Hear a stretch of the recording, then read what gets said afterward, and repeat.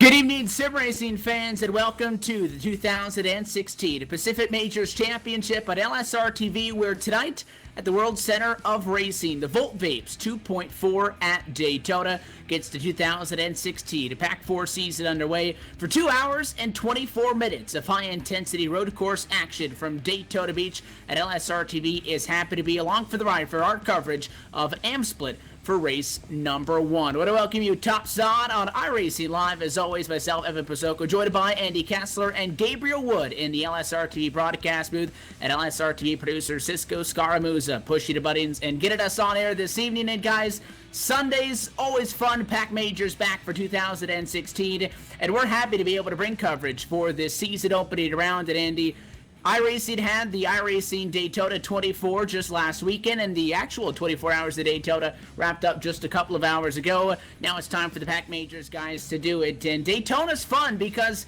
it is the road course configuration, but it's basically half road, half oval. There's a lot of the high banks involved in this race, and we're looking at 2 hours and 24 minutes and 3 different classes of cars to go through. It should be a very fun night. Oh, it should be. It's a great road course. I mean, just the fact that these cars can, they got to turn right, they got to turn left, then they can actually utilize that high banking here at Daytona. That is something pretty special, actually.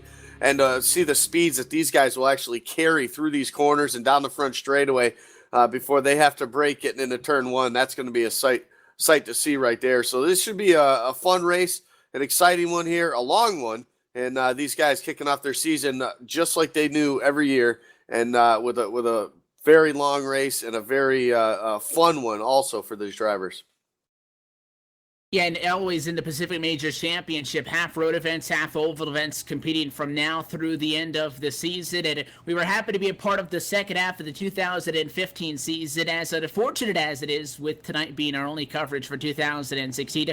We're excited and looking forward to it. So tonight's Vapes 2.4 at Daytona is 2 hours and 24 minutes from when the green flag drops to the checkered flag flying. It is a rolling start with cautions off, and each driver is sitting with one available quick repair. However, it is a Predator format race, something that those if you're unfamiliar with the Pacific Majors Championship may not know all that much about. We'll break it down for you and let you know how all 3 different classes of cars are going to be competing on the track altogether at the same time. So all 3 classes are going to be competing directly with all the other classes. They are not scored separately. Prototype and GT1 drivers will be handicapped at the start by time, and they'll be held in the pits for an X amount of time after the green flag flies, after the GT3 cars get tonight's race underway.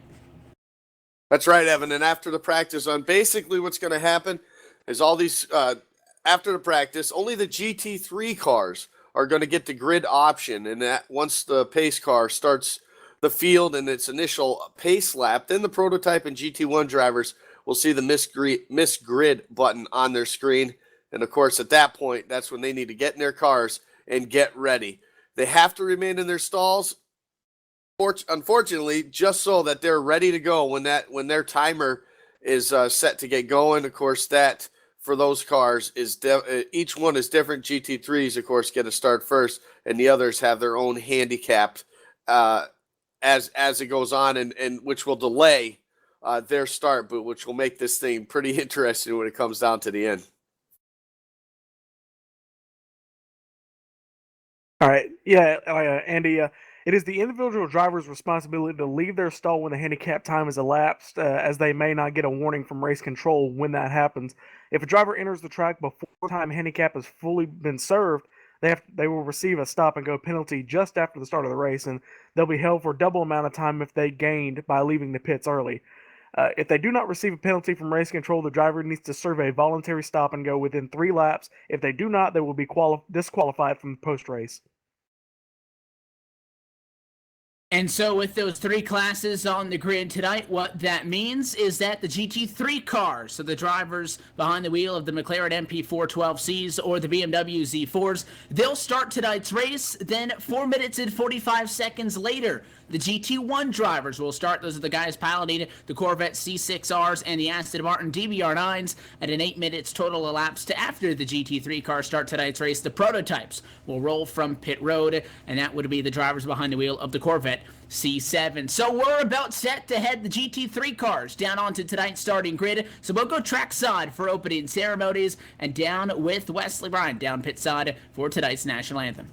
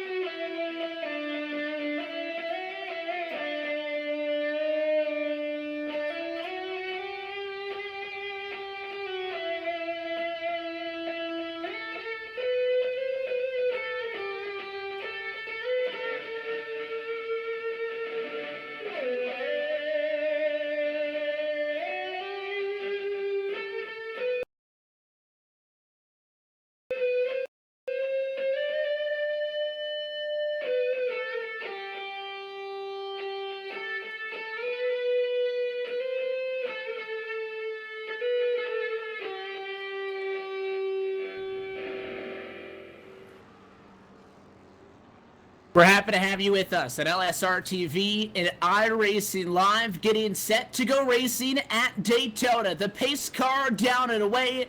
GT3 class pole sitter Andy Kennedy on the inside of the racetrack, going to get the green flag in the Volt Vapes 2.4 at Daytona. The 2016 Pacific Majors Championship now officially underway down to turn number 1 for the first time as they head from the Spooper Speedway Tri-Oval down into the infield, and spinning already is Kennedy. He'll go around in turn number 1 and have to get out and into the grass and out of the way. GT3 pole sitter with problems early. Yeah, just basically a self-spin right there, getting too hot into the corner, getting out of control up into the grass, trying to get back on the throttle, and he just flat out lost it right there. So a little bit of nerves maybe for these guys. It's a long race. They need to just settle in, and so far right now, the first car to really settle in is Jason Pitts in that 99, really taking it to the field. Currently right now, he's got quite a sizable lead right now as they get ready to head back out onto the Super Speedway. And I remember at Monza back in 2015, it was one of our wilder races for the Italian Grand Prix, and that was a race where it was not good to be in the race lead because people just couldn't get the handle on that. I think for Andy Kennedy for starting on pole for the GT3 class, that's just something cold tires. Heavy damage though. Trenton Barrington, the 002 machine, turned around on the infield portion of the course. He locked up the brakes tight after he was slowing down for the 23 of JD Snyder. Barrington locked it up and went head on into one of the Armco barriers in his McLaren, now already with heavy damage on the opening lap. Yeah, and I just saw Andy Kennedy in trouble again. Looks like he exited way too hot there coming back onto the speedway. So not the start that he wanted, but he's got 2.5 hours to kind of correct it, but he's already behind the 8 ball. If we talk about this race, obviously being an endurance event, and the idea is with all of these cars being in the same classes, that based on the qualifying speeds shown in comparison from the GT3 cars to the GT1s and the prototypes, is that the delays and the grid holds, if you want to call them, of 4 minutes 45 seconds for the GT1 machines coming up, and then as well the 8-minute delay for the prototypes, that is about the amount of time that they would make up over 2 hours and 24 minutes. So with all of these guys being in the same class, the GT3 is obviously the slower of the three groups. They get to go out soon. It is a very interesting format as opposed to just having 3 different classes, Andy, but we've seen this format in the past, again in 2015. I think it's a lot more exciting than seeing just 3 different classes go out there, so I love that it's something that the Pac-4 guys have come up with. Yeah, we saw it at Road Atlanta, I believe it was, last fall. For these guys, and the beginning part of the race when everybody was kind of spread out, we had some racing in between with the same types of cars going at it, but then as the race kept going on, you got into the middle portion of the race and you got the prototypes started getting out there, and you could just see the difference in speed with those cars, and they come out, and for those guys to have to navigate through all that traffic all race long, it's something quite spectacular. But when it came down to it, it was a really close finish at the end, so it was pretty neat to see. Just the split up of the time was just absolutely perfect, because when it came down to the end of the race, you had 3 different types of cars right there ready to battle it out. And there's a good fight going on for third overall. It's Kevin Kernodle and Drew Lalonde in third and fourth position right now. Both of those GT3 machines. However, going to have to start taking a look back because the top 18 drivers started this race as a part of the GT3 class as we continue to watch the battle going on for third overall.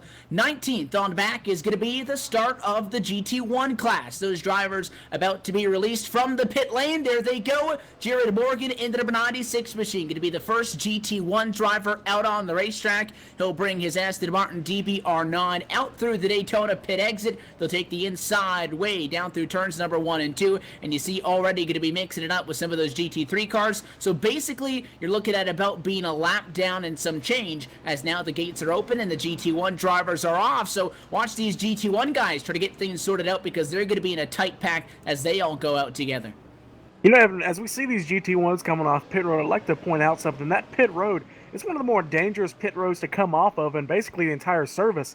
These guys, they have to, cones basically flying everywhere down there through the hairpin, but, you know, if you don't get it right, you're hitting that wall there on the outside of pit road, and we've even seen real-life Le Mans winning drivers hit that wall, so that's going to be one challenge because these guys are going to be coming on pit road a lot. It is a long night as well. We're talking about the Daytona road circuit, road oval combination, if you will, but it is considered as a road course. And according to the National Auto Sport Association, it is a 12-turn road course. You use the tri-oval. That first left-hander that we saw everybody dive it down into is turn 1. You got a slight kink for turn 2. The International Horseshoe in 3. You got 4, 5, 6.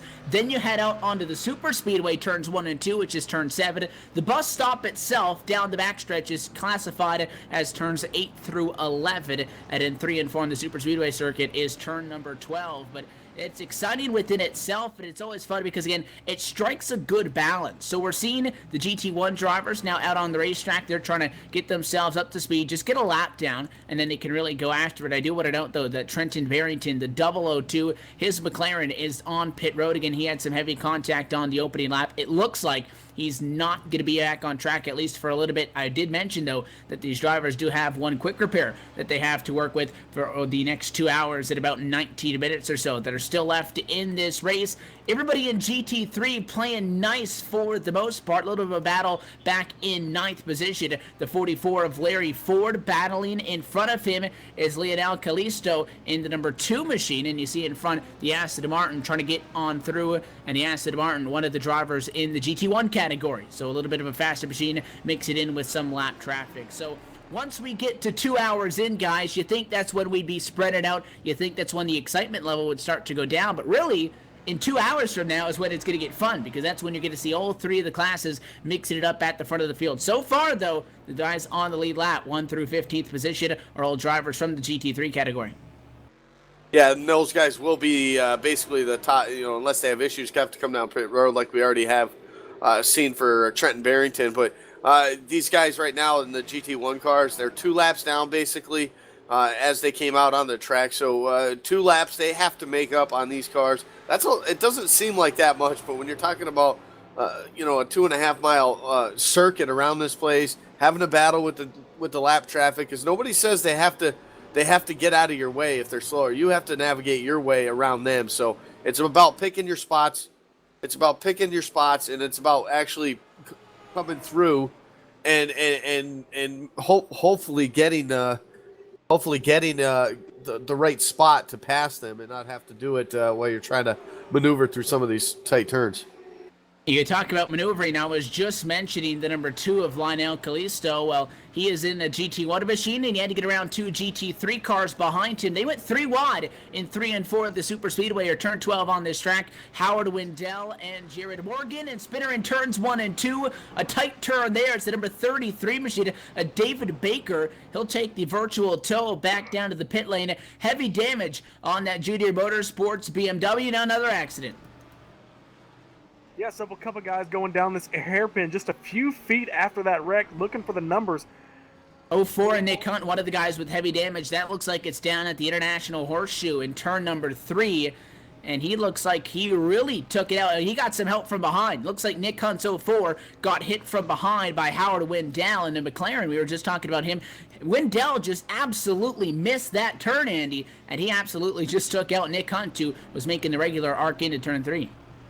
Yeah, it's a tough spot when you're trying to beat these guys around these corners, especially if you're trying to get around that slower car and to have to deal with that. Plus, you're trying to that's where these guys will get a little bit greedy, I want to say, and that's when they dive it right in that corner. He flat out missed that corner right there, and exactly what you said, took him out, sent him up into that grass area, and that's when you have a head start for these GT3 guys. That's not what you want. You don't want any issues at the beginning part of this race, because all that time that you basically gained on those guys is pretty much washed away. And the Prototypes now out on track, led by 29th position, the 53 of Carl Burke. He'll give up the overall Prototype lead, though, to Stephen Paulison in the number 58 machine, as all those Corvette C7 Daytona Prototypes just getting set to complete their first lap. Right now, they're all in turn number 12 on turns 3 and 4 of the high banks. It looks like it is Paulison, Burke, and Brian Boley, the top 3 Prototype drivers on track right now, and all of the Prototypes are 4 laps down. So those are going to be the 4 laps that they have, 2 hours and about 13 minutes to make up from here on out left in this race. So it'll be a constant conversation, and in front of these guys, a McLaren around. Yeah, McLaren around through the bus stop, hit there on the back straightaway. Very close call for these guys. And we've seen a lot of problems early already in this one. It was the 08 Cheetah machine who got into that little bit of a mix-up there. That's Seth Alberts. I saw Alberts off track actually a little bit earlier on in this race. And with that, he'll go around, try to recover. Now side by side for the Prototype lead. Back in 29th position overall, Brett Trosid going to take over the top spot in the Prototypes in the 944. Andy, that is a familiar name when you talk about Prototypes, because we saw him fast in 2015. Yeah, we did. That's good. Definitely going to be a name we're going to have to keep an eye on this whole race long. And we did remember, I do remember a few times he did have some issues in that race at Road Atlanta, but he was able to battle back the sheer speed of the car. He was able to get himself there, but he did have a couple of incidents, I do remember, spinning out, coming through the corners, but it was all due to trying to get around some lap traffic. So it really throws the timing off for these guys. So they're going to have to be careful with that, especially these early opening laps. You don't want to lose too much time now. This is a time when you're really going to gain on these guys. And 4 laps down, they got their work cut out for them.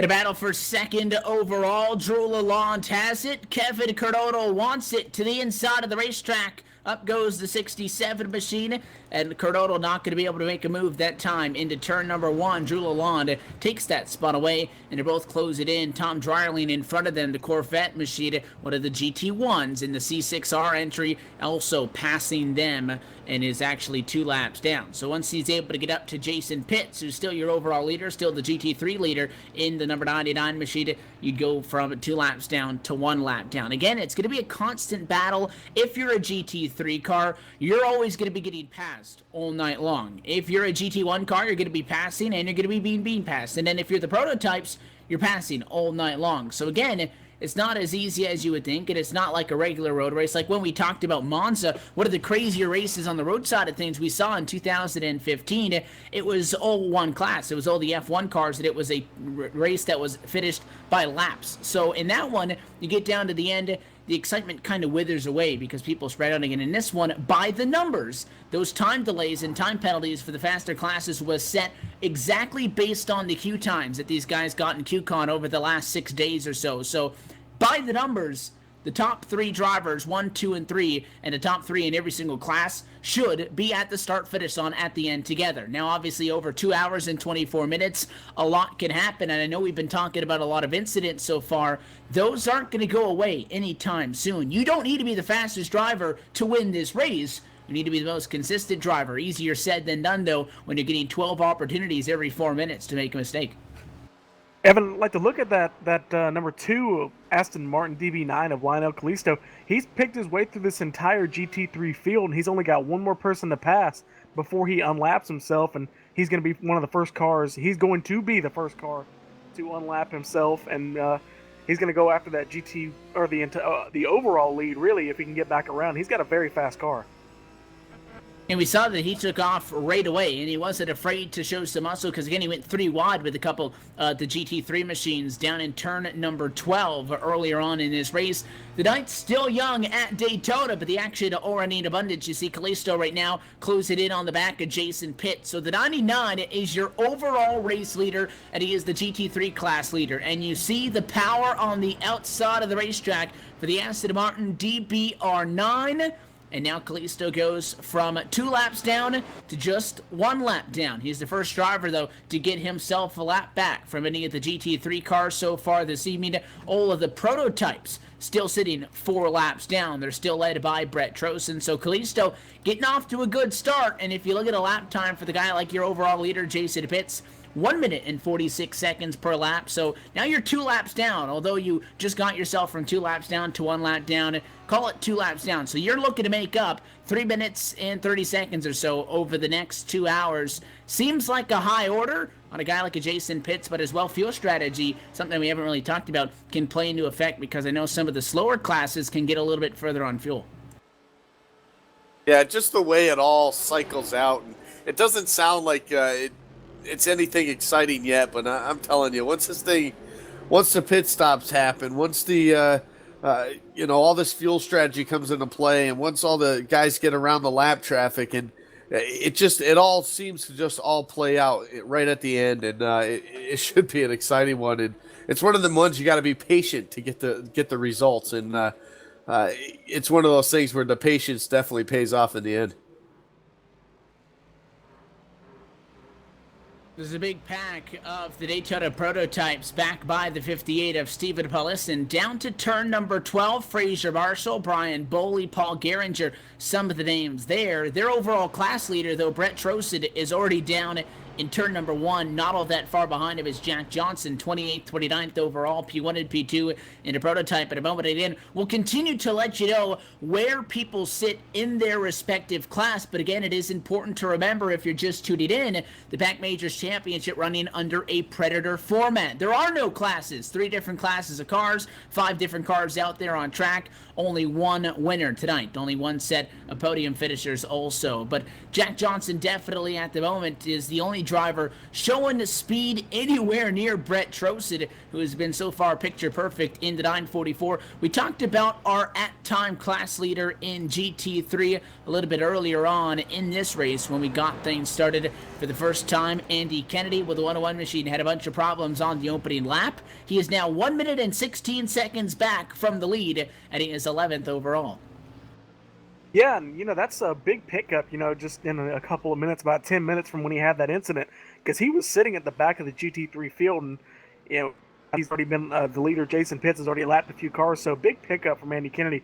But you guys are talking about this Predator format. I really like it, because when you watch the regular 24 hours of Daytona, when they say overall winner, it's always the prototypes. It doesn't matter what race you're watching, it's always the faster car that gets the overall win. But the GT3s and the GT1s have a serious chance.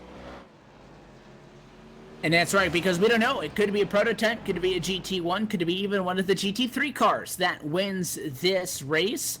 In this Pac 4 championship as well, we did about the final 6 races, I believe, in 2015. For those that are not familiar with the series, it is a 12-race championship that the drivers of the Northwest Club, Club Texas, Club West, and California clubs on iRacing can participate in. They can pay $25 race for the entire season, $5 for a single event registration, and the 12 races events are highlighted racing's biggest stages. 6 races on the road side of things, 6 on the ovals, and the AM split that we're covering tonight here on LSRTV, the lower times to the pro split for the drivers that finished in the top half of their respective classes qualifying session.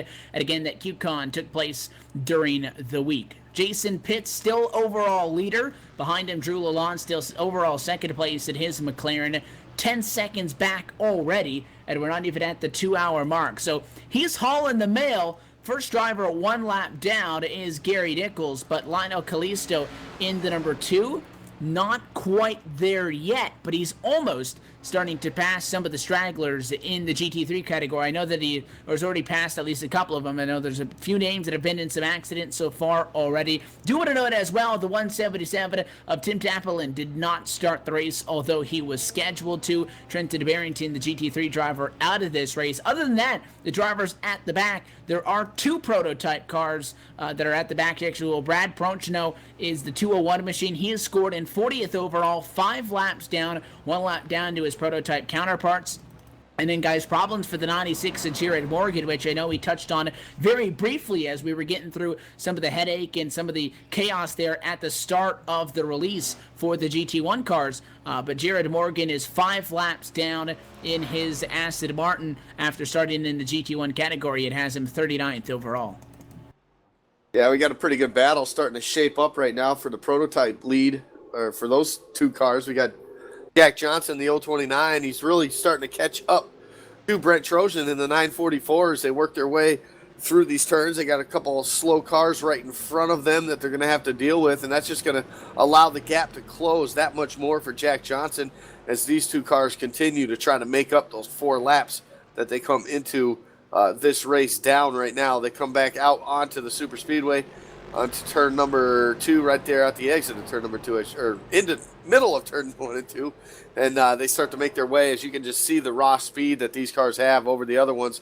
This is really where these guys really want to make their passes. They can make a bunch of them right before they get to that dog leg in the back straightaway, and that's exactly what they're going to do right here as Brett Trojan actually has opened up a little bit more of a gap here as they head into that bus stop.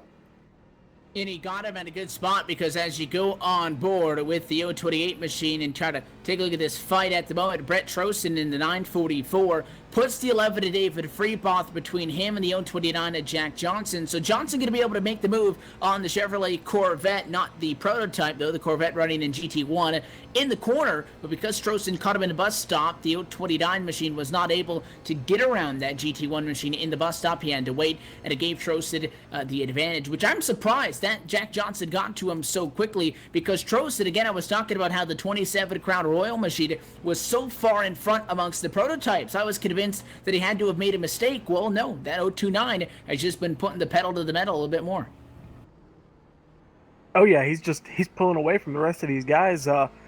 One thing I'd like to look at, though, they're picking their way through the back of this GT1 field, so they are coming. They've already put a few more guys between them and the rest of the prototype field. So as we get farther and farther in this race, as the gaps increase, we're going to see a huge gap between these guys, and it's going to be even harder. There's a BMW, I believe, getting past, a couple of BMWs getting passed by the leaders in the prototypes division. But something I'm amazed, these Corvette DPs, they're so big and bulky, but they corner like a dream. I've driven it a couple times. They a lot better cornering than the Pontiac DPs from a couple years ago. And they're also pretty good looking too, which never hurts, and they're fast. So Trojan's still in front of that. Let's take an update towards our GT1 category. We talked about the GT1 drivers having to wait a little bit longer.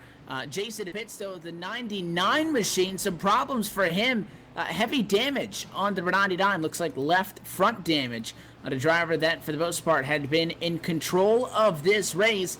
he got the damage back on lap number 11 for himself, and it looked like the damage came somewhere in the bus stop, but I'm not sure if he did make contact with another driver or there was some sort of netcode involved. But he got some left front damage on the number 99 machine, so he'll still maintain the overall race lead, but he is banged up a little bit. The gap no longer what it was before. Larry Ford in the McLaren, ironically enough, running in second position, closing the overall race lead gap down to 8 seconds at the moment.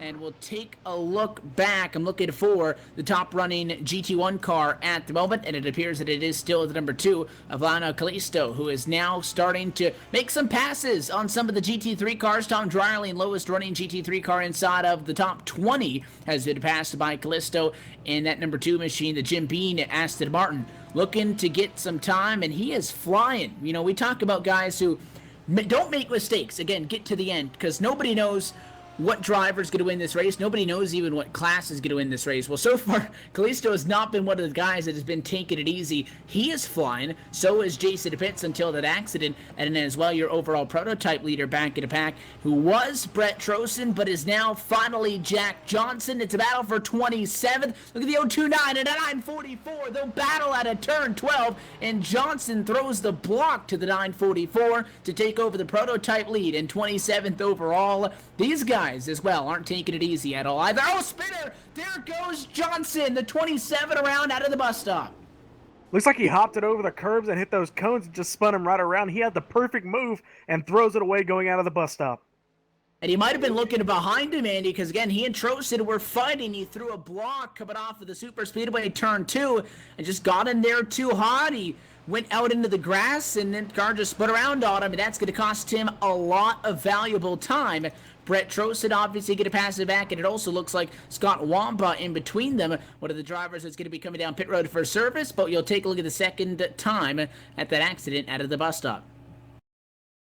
Yeah, that was just I really think, like you said, he was looking in his rearview mirror when he was entering into that bus stop. It just mistimed his braking points there, and just was way too hot for that second turn there in the bus stop, and got himself out of control.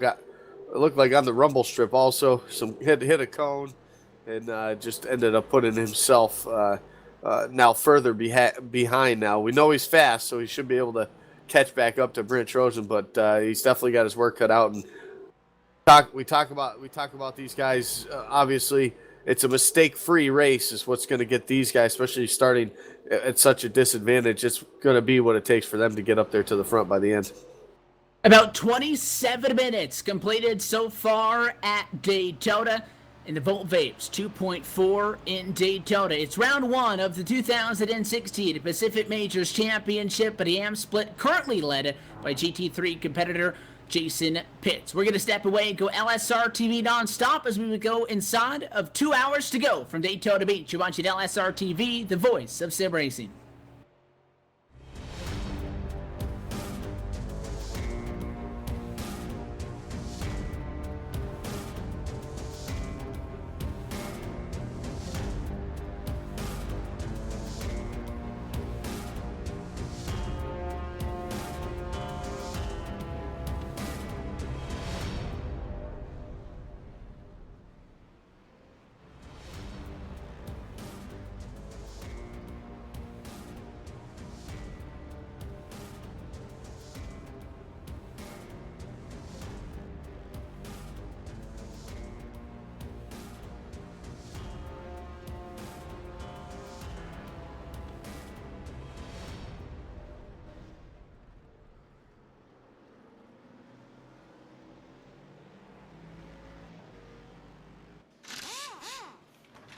The multi-layer nanotechnology in the 3M Crystalline Series automotive window film on my windshield provides outstanding heat rejection while combining over 200 layers in a film that's thinner than a Post-it note.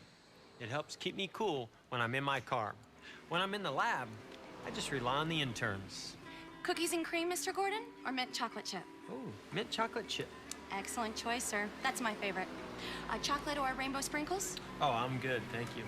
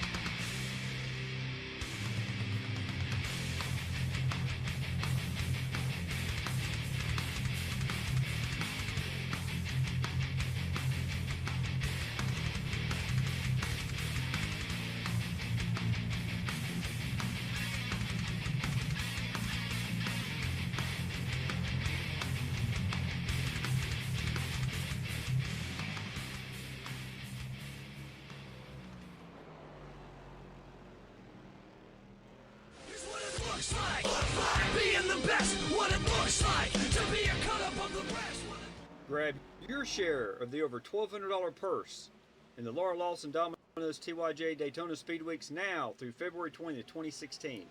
We are raising money to help Laura battle cancer. 100% of all donations go directly to Laura's GoFundMe medical fund. All 43 drivers in the Laura Lawson Domino's TYJ Daytona 300 get paid. Mark your calendar. The 6 Race Your Way In qualifying races to be held the next 3 weekends, January 29th and 30th, February 5th and 6th, and February 12th and 13th, 8:30 p.m. Eastern. Password required. Are you the fastest and best at Daytona? Prove it as LSRTV broadcasts live the Daytona 300 Saturday, February 20th, 2016. Register and donate at Domino'sTYJRacing.com. Look for the green ribbon. $5 minimum donation required. Thank you for your help. Driving 81, yo, I dropped the 88. Ricky Bobby, shaking.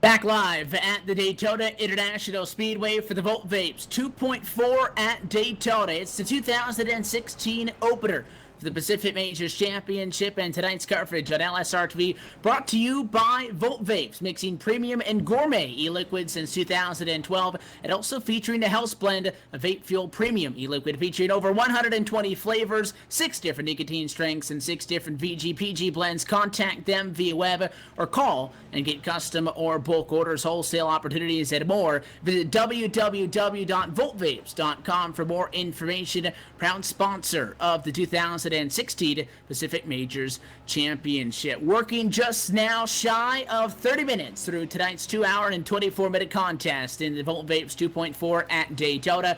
Brett Trosen, prototype leader, taking a lap back. He'll go from 4 laps down to 3 down. So has Jack Johnson, the 944, the 029. The top 2 running prototype cars so far under that commercial break. Got around to overall race leader Jason Pitts to take over the top spot, guys. We mentioned, though, the problems that 99 machine has had tonight, getting some left front damage a couple of laps ago. Well, his lead's starting to evaporate. Larry Ford's number 44 McLaren joining the conversation. That gap for the overall race lead and lead in GT3 is just at 3 seconds at the start-finish line, and now down to 2.3. So that 44 is coming. He's coming quickly. Yeah, he's been pretty spot on here since the beginning of the race. He was down at one point about 11 to 12 seconds, I believe it was. So over the last about 10 minutes or so, he's definitely has clawed his way back in. Obviously, Jason Pitts having some issues on the racetrack, getting some damage that slowed his car down here in this race. And we talk about it time and time again. We'll keep talking about it all night. You got to be almost perfect with these slower cars, with the GT3 cars, even the GT1 cars. They got to be just about perfect if they want an opportunity to win this thing over the prototypes when this thing's all said and done. So for Jason Pitts, he's not out of it yet. They still got one reset here when he does finally make his first pit stop. But right now, he's definitely losing time on the racetrack.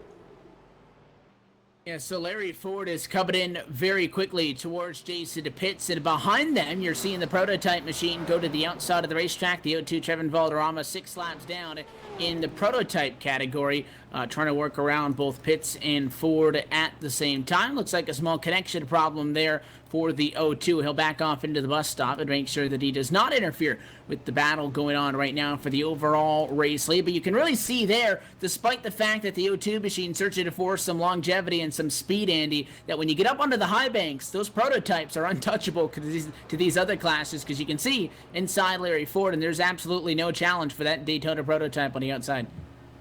Yeah, no challenge at all. There's just too much raw speed for those cars and too much horsepower for any of them. And that's what's pretty cool about these guys, getting up to almost 190 miles an hour as they have to brake to get down into turn number 1 right there, right after pit road. So, and a little bit of problem right there for the O2 of Trevor Valderrama. He actually had to push up the racetrack there and allowed Larry Ford to get back by him. So some problems right there for him. Still handling maybe an issue for that O2 machine. The first driver, 6 laps down in 37th position. It's his first road course start as well in the Pacific Majors Championship. Just trying to get a race in, trying to get it under his belt. And I think he was in between those GT3 machines. I think he just wanted to get out from in between them and let them do battle. Although at some point with the faster car, he'll have to find a spot that he wants to get by them at, and he'll have to commit to that. But Larry Ford is there. The gap is just 7 car lengths. And as we head off and out through turn number 6 into turn 7 and back to the high banks, it is going to be a battle for the overall race lead at minute marker 33. Here comes Larry Ford, hot and heavy, to the back bumper of Jason Pitts. He has led since the start. To the inside, side by side, to the bus stop we go. Pitts going to fall back to second. Larry Ford to the race lead in the number 44 McLaren to the top spot in front. Look out! Car off in the grass. That's a McLaren. One of the GT1 entries of Trenton Barrington. GT3 machine, rather, for that fact. He overshot the bus stop, got way out of whack. Good news for the guys in front is that they're able to get on by. Pitts falls to second overall. To the overall race lead goes Larry Ford, and now you see the O2 prototype of Valderrama go around him. Yeah, there goes Valderrama getting one of his laps back. He's going to move the 5 laps down, but great move going into the bus stop. I was scared that the prototype of Valderrama was going to try and pass both those GT3s, but he thought better of it as we got Carl Burke. He's trying to get back. I believe he's going to be trying to get his 3rd back. He's going to be 3 laps down if he can get by these guys. There goes Valderrama again, a very ill-handling race car for that prototype.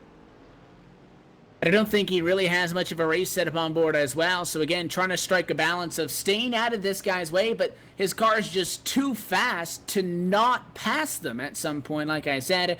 Not that it really hurt Larry Ford a bunch, but you see Carl Burke close it in quickly. The number 53, I should have known you talked about one of the Club Northwest entries. He is running it right now in 26th overall. If he can get up to and get around Larry Ford, he'll become the 3rd prototype to unlap himself. J.D. Snyder, problems for the 8th driver overall. Spinning down on the inside of the racetrack. It looks like it was down in turn number 4. The KAVU entry. As Snyder spins out, he went to the grass to get out of the way. He'll get back up to speed now, but it cost him a lot of time.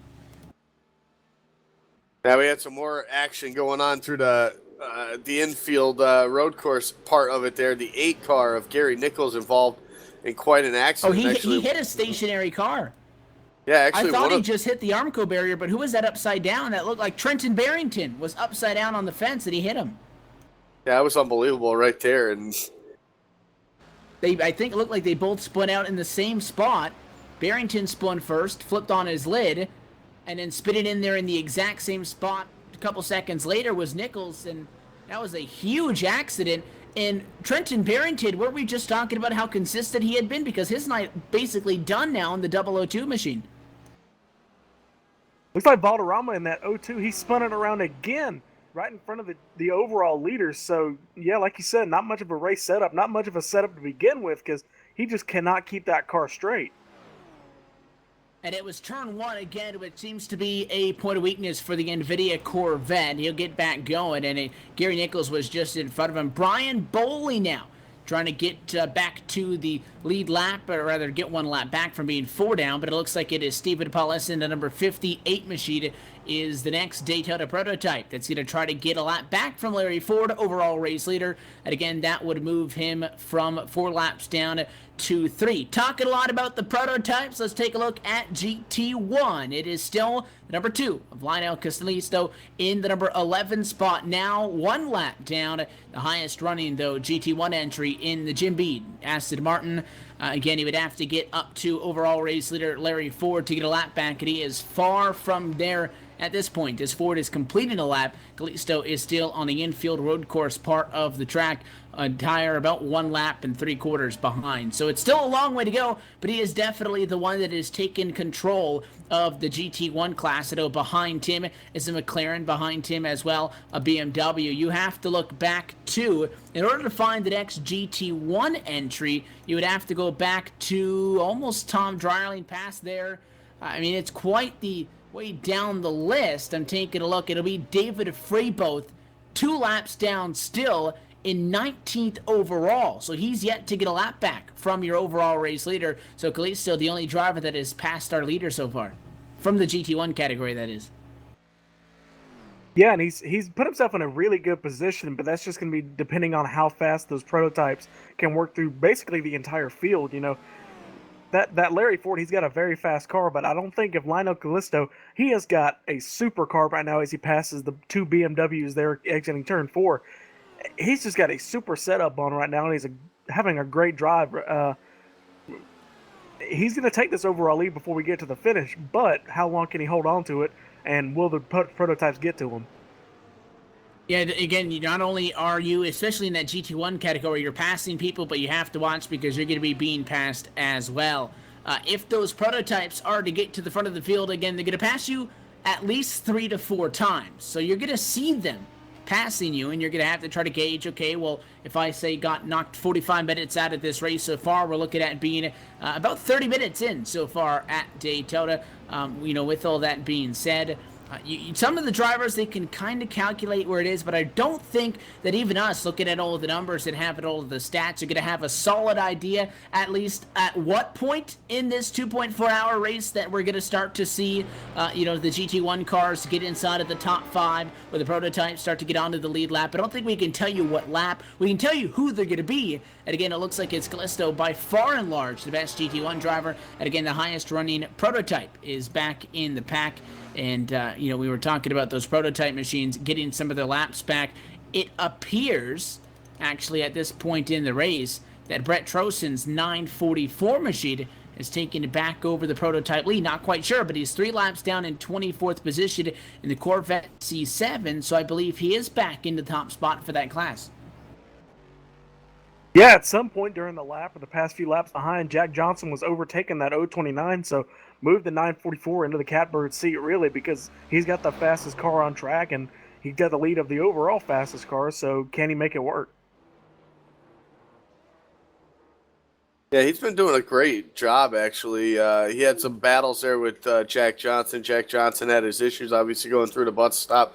Probably about 10 minutes or so on the clock, and since then, Brett Trosen's really pulled the gap on him. And then Jack Johnson, now again, we talked about him having some speed and how he caught Brett, because Brett had quite a sizable amount of lead. But now you look on the racetrack now, the 029 of Jack Johnson is now actually starting to close back in on Brett Trosen. So it won't be too much longer, maybe another couple of laps or so, and Jack Johnson will be back in that prototype lead. So we'll keep an eye on that as things keep on moving on here, as Larry Ford continues to start to pull away from Jason Pitts. Yeah, it looks like a couple of cars, an Aston Martin and a McLaren spin coming out of the bus stop. Don't know what happened. Must have gotten together. It looks like the Jared Morgan got loose coming out of the bus stop from what I can see, Evan. And that would not be the first time that we have seen at least problems with Jared Morgan. He has not quite had the start to tonight's competition that I know he wanted. Still running in a relatively good spot, all things considered. But again, he's 38th at 8 laps down, which is by no means where he wanted to be. And it actually looks like, yeah, there goes the engine. So if he already got the car fixed, and I know I mentioned the problems for him earlier on in this race, losing the engine now would be at least a 30-minute repair. He was fine coming off of the bus stop. The problem was in front of him, though, Seth Alberts in the McLaren got squirrely off the bus stop, spun in front of him, and that's where the damage came to Jared Morgan, and he also got sent hard up into the outside wall. So not at the fault of his own, but that Phone.com Aston Martin basically junked now.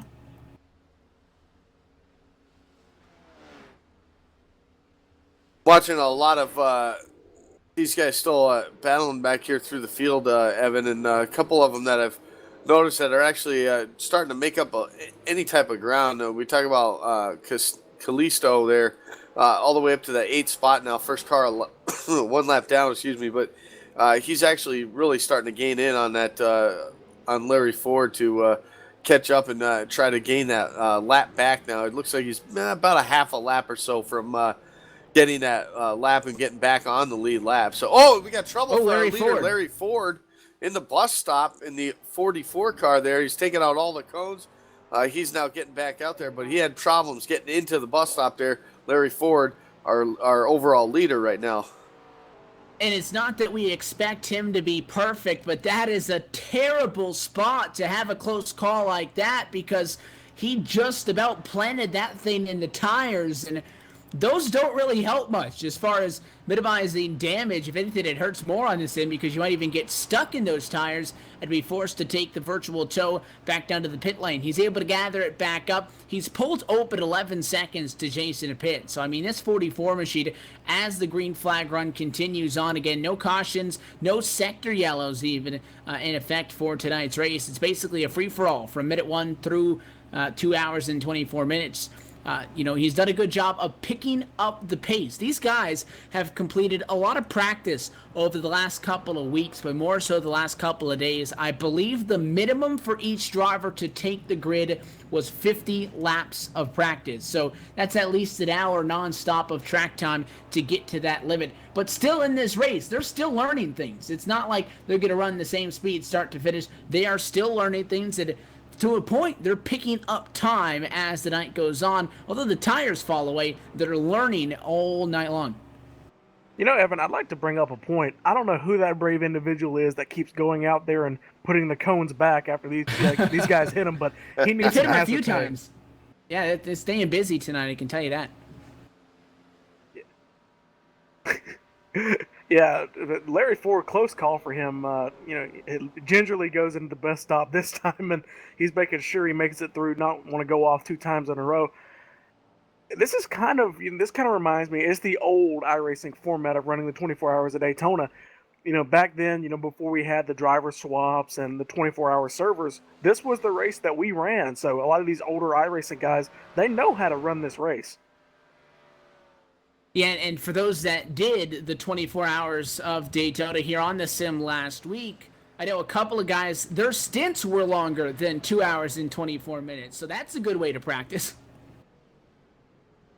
That's I don't know if I could sit in a seat that long. That's just that's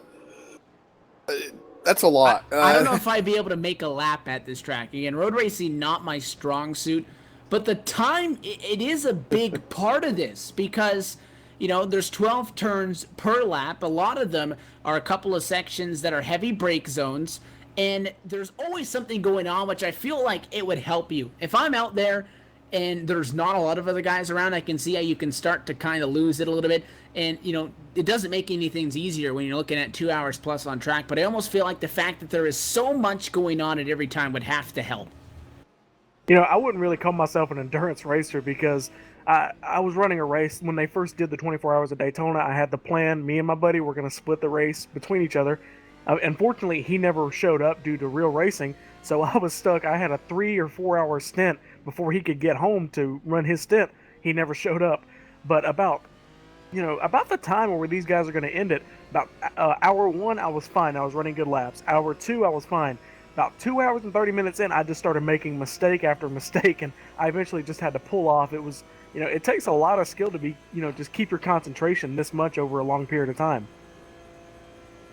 And Larry Ford, for what maybe was a small lapse in concentration and a mistake he recovered, we go on board with Lionel Kalisto. The driver of the number 2 is now the highest running driver 1 lap down, and he is the highest running driver in the GT1 category, and he's going to be catching up to very shortly Larry Ford. Over Larry Ford doing some work at his own category. Andy Kennedy, D. Palmer down pit road. Both of those BMWs are in for service, so the GT3 car is going to be coming down, getting some fuel and tires here shortly. The BMWs, the first ones we're seeing come down. That'd be some feat, actually, if Kalisto could make his lap up before he has to pit. That'd be something special for him. And something we'd have to look forward to during this race, because he is catching our overall leader Larry Ford pretty quickly right now, as that both of these guys are going through the inner road course right now. So he's definitely catching up to him, and it won't be too long before he is on that back bumper of that car, battling to get back on the lead lap right now. And these guys, obviously, pit stops will be happening here over the next probably 10 laps or so as they run. Yeah, Andy, Evan, one thing to look forward to is Jason Pitts. Of course, he was absolutely flying for about the first 20 minutes before he got involved in an accident where he got damaged and it hurt him aerodynamically. He's got one reset, and he's going to use it on this pit stop. Look for him to make a huge comeback, because he had a very fast car, and a definite faster car than Larry Ford.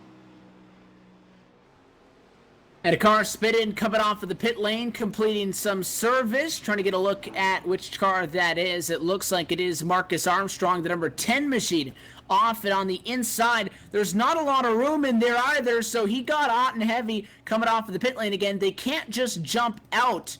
If you're a guy on the pit lane, you can't just jump out on track. So what Armstrong did is he got hit going into the corner from behind by Chaddy Oshitomi, and he got knocked into the pit lane entry, and that's a very tight squeeze. He hits the guardrail, he hits the concrete barrier, and that is almost terminal damage on his BMW. He'll take the virtual tow down to the pit lane, but that's a hard lick.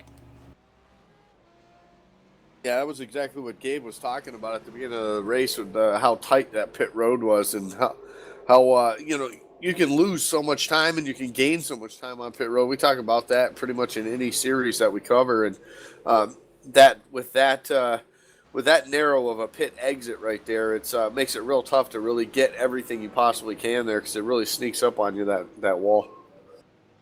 You talk about guys putting the pedal to the metal. Kalisto, still the highest running driver of the GT1 drivers. Behind him is David Baker in one of the GT3s. Andy Kennedy, a GT3. So is Nick Hunt. So is Marcus Armstrong. We saw the problems for him. So is Dee Palmer. So is Kevin Cardodal, JD Snyder. And it is still, I believe, guys, David Freeboth is still the second highest running GT1 car, I believe, and I want you guys to take a look and confirm that with me. The number 11 machine, though, is 2 laps down. Looks like Tom Dryerly, actually, who had a lot of problems early, has picked up quite a bit. His Corvette is 10th overall in 1 lap down in the number 06 machine,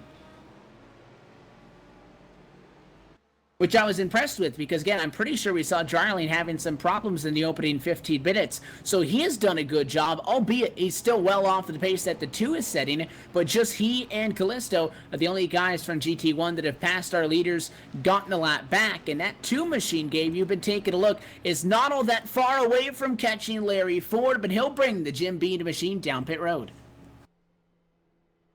Yeah, he's going to come down right now. I guess if you want to call it if you want to call it minute 49 or lap 28 for himself right there, Kalisto now down to pit road. He was making a lot of ground. He had actually passed Jason Pitts, who's our second place overall. He had passed him, so he was within 11 seconds or so of catching our overall leader, Larry Ford, to get his lap back. So he'll make his pit stop, get his 4 tires, fill that thing back up with fuel, get back on the racetrack, and I expect Kalisto to definitely be on the lead lap before the next round. And it is not quick service either. You don't come down, you don't put the 4 tires on in 12 seconds and go. They got to fuel that car up for a little bit, get service done. He is now back off of the pit lane, but it was a rather lengthy stop at about 30-second range or so. He'll get back out on track, and with that, Tom Dryerling stays out. And I believe he may become still the second place runner overall in the GT1 category, but it'll be a lot closer. Larry Ford, I believe we're still waiting for the 44 to come down pit road and get some service. So he's stretching the field a lot from the overall race lead in his GT3 machine behind the wheel of his McLaren. And I'm hearing Brett Trosten as well coming down pit road for some service. Just a testament to how big Lionel's lead was. He came in the pits, did a 40-second pit stop, and came out in front. Still in front of the next highest runner in GT1, yeah. Yeah, he was still in the GT1 lead. He is absolutely putting it to the floor. I don't even think he's saving any Larry source of Ford, tires. guys, your overall race leader came down pit road, and he absolutely blew his pit road entry. He missed his stall. That's about 10 seconds that he's going to lose. Yeah, that's unbelievable right there, and that's one of those things you're so in the zone of, running the lap after lap and being in your rhythm for your corners and your braking. Then all of a sudden you got to change everything up to come down pit road, and just a little bit of miscommunication about where his box was, overshot it, and that's going to cost him a bunch of time right there. And we talk about some of these guys on pit road. We saw that we mentioned that Brett Trojan was on pit road. He actually exited pit road along with our GT1 driver of Lionel Kalisto. So those guys all did that. So Kalisto right now currently showing 6th on the board. He's definitely gaining a lot of time here, and it shouldn't be too long. And we'll see him actually. It looks like he's going to get his lap back right here. So while Larry Ford was on pit road.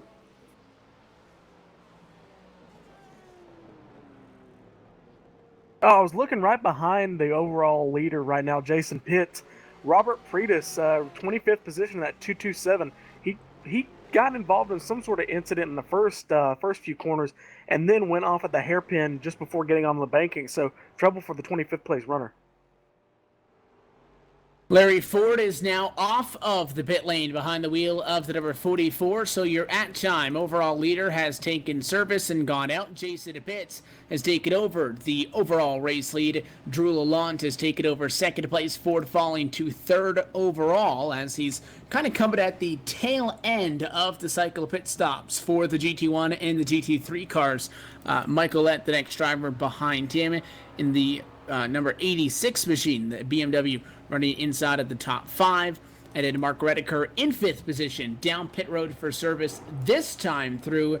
He as well, one of the drivers behind the wheel of a McLaren, in for the first time. So at the moment, we run with just 4 drivers on the lead lap in Daytona.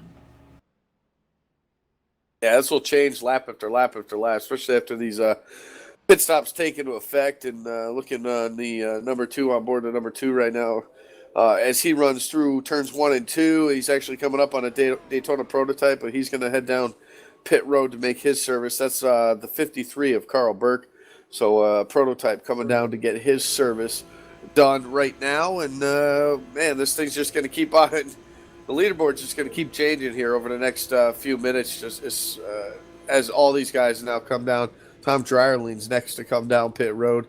He's coming off of turn number 4 right now, or I call it turn number 4, but down the front straightaway of the super speedway here. He comes down to the pit road entrance right now. So Tom Dryerling currently running 8th spot right now overall.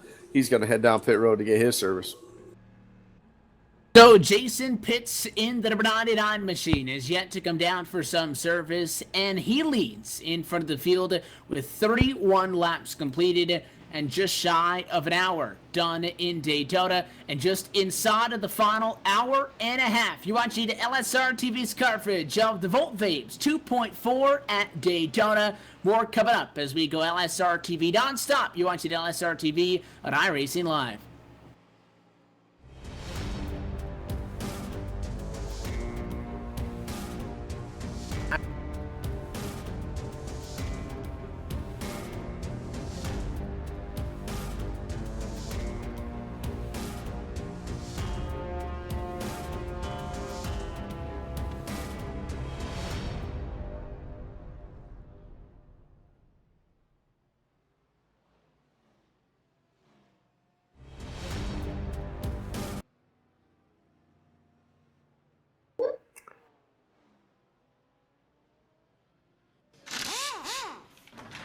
The multi-layer nanotechnology in the 3M crystalline series windshield provides outstanding heat rejection while combining over 200 layers in a film that's thinner than a Post-it note.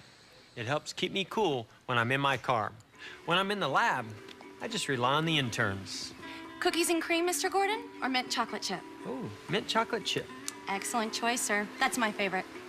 Chocolate or rainbow sprinkles? Oh, I'm good, thank you.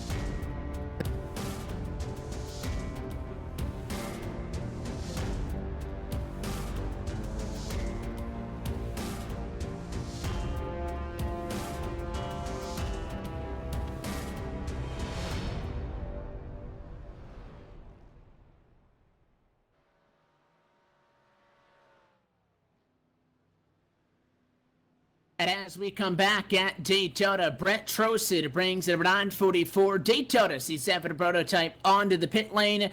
Heavy damage into the bus stop, guys. We mentioned when Larry Ford was out in front and how bad of a position he was in to have a mistake into the bus stop because it could end very badly. Well, it did it for Brett Trowson. That car locked up into the bus stop, split it around, and went passenger side first into the tire barrier. He was at that moment running in about 5th position amongst the prototypes. He comes down, he gets serviced and gets back out there, but it's going to add some damage that I believe he'll get repaired by using his one and only quick fix, and now he'll spit it in the pit road exit.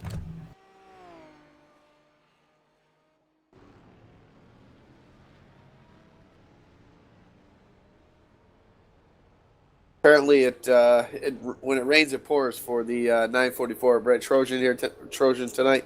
Having that trouble through the bus stop there, coming down pit road, and then, of course, spinning it on pit road exit. So just one thing after another for him. And after having a pretty decent start to this race and being the leader of the prototypes, now he finds himself having tons of time to make up right now. Larry Ford, though, currently the leader. He's gained a ton off of these green flag, or I call them, after these roundup pit stops there. He's 18, almost 19 seconds now as the overall leader. And just a point here, the number 2 of Lionel Kalisto is now back on the lead lap. He's 2 minutes behind, but he has definitely made up a lot of ground starting this race 2 laps down.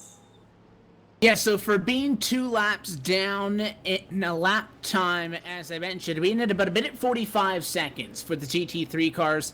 Basically, he gets to the lead lap, he needs to get there by halfway, and he gets there before halfway, so that's good news for the driver of the GT1 entry. He's only 1 minute and 4 seconds behind Larry Ford for the overall race lead, who again, the 44, has gone back to the top spot after Jason Pitts had stayed out a little bit longer. And with that being said, Pitts had taken the race lead during the cycle of pit stops, but for Lionel Kalisto, he's working about 4 seconds quicker per lap, and that would put him right up on the back of Larry Ford. Again, if we're not talking about issues on track and making mistakes, you're 16 laps away or so from catching him if you're making up 4 seconds per lap. And we've done 33, and we're not halfway at Daytona. That's a good number if you're cheering for that 2 car.